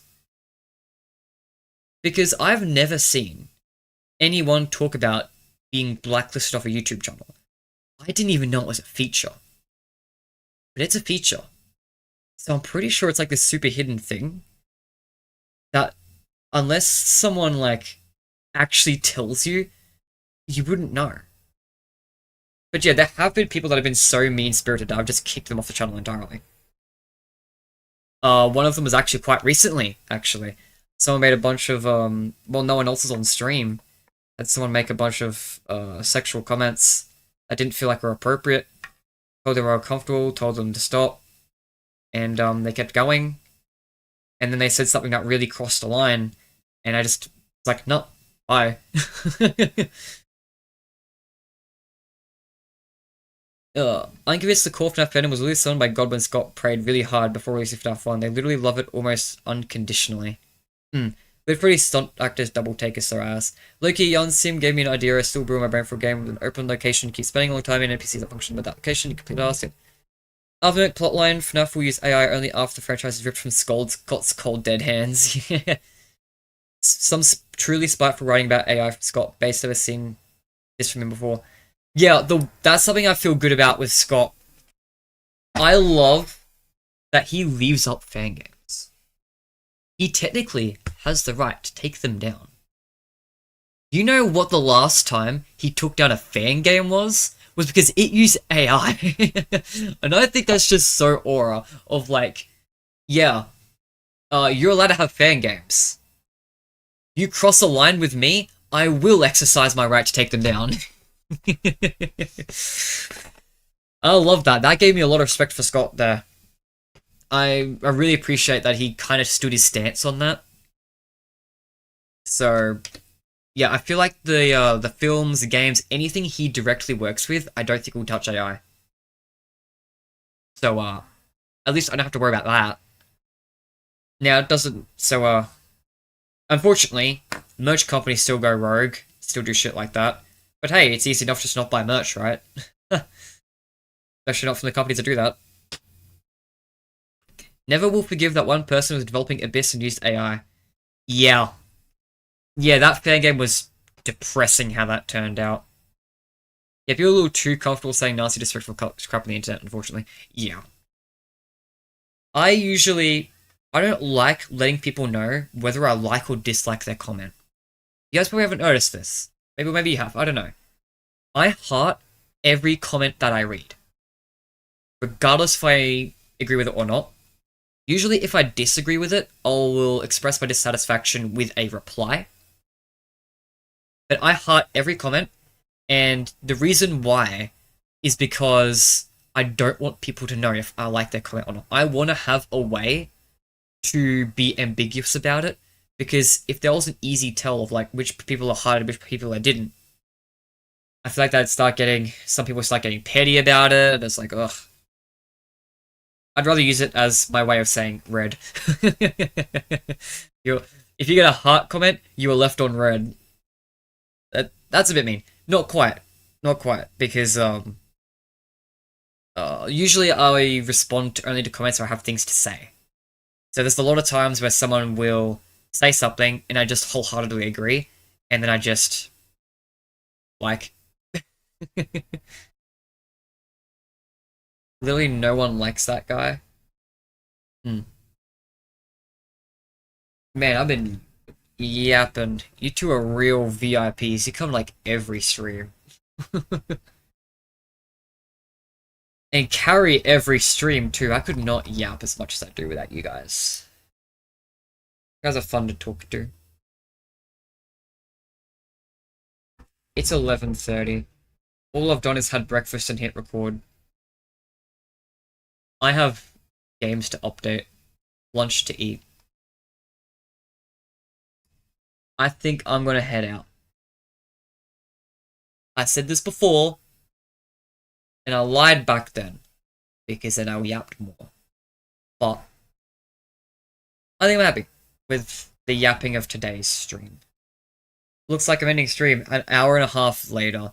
Yeah, look, I'm just not satisfied with hour-long streams. You know, I got a little more juice in that. Let's check see how my latest video went now that I've turned on ads.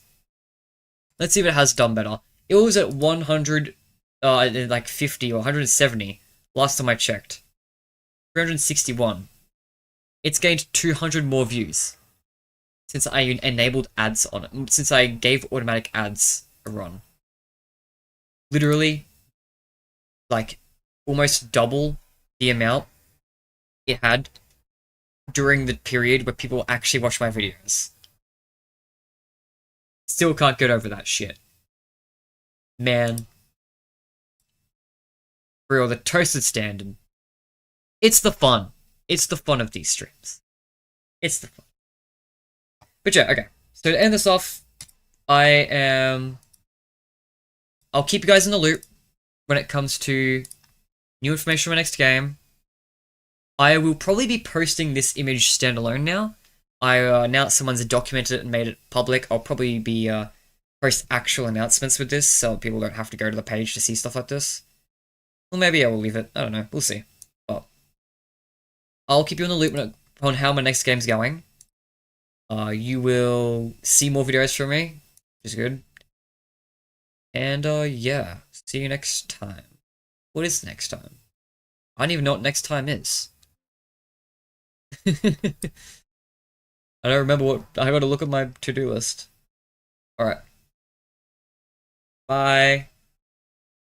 Bye, have a great rest of your day. You too. Bye, Donut Man, for the FCD, and everyone else who is just watching. Angel Theory.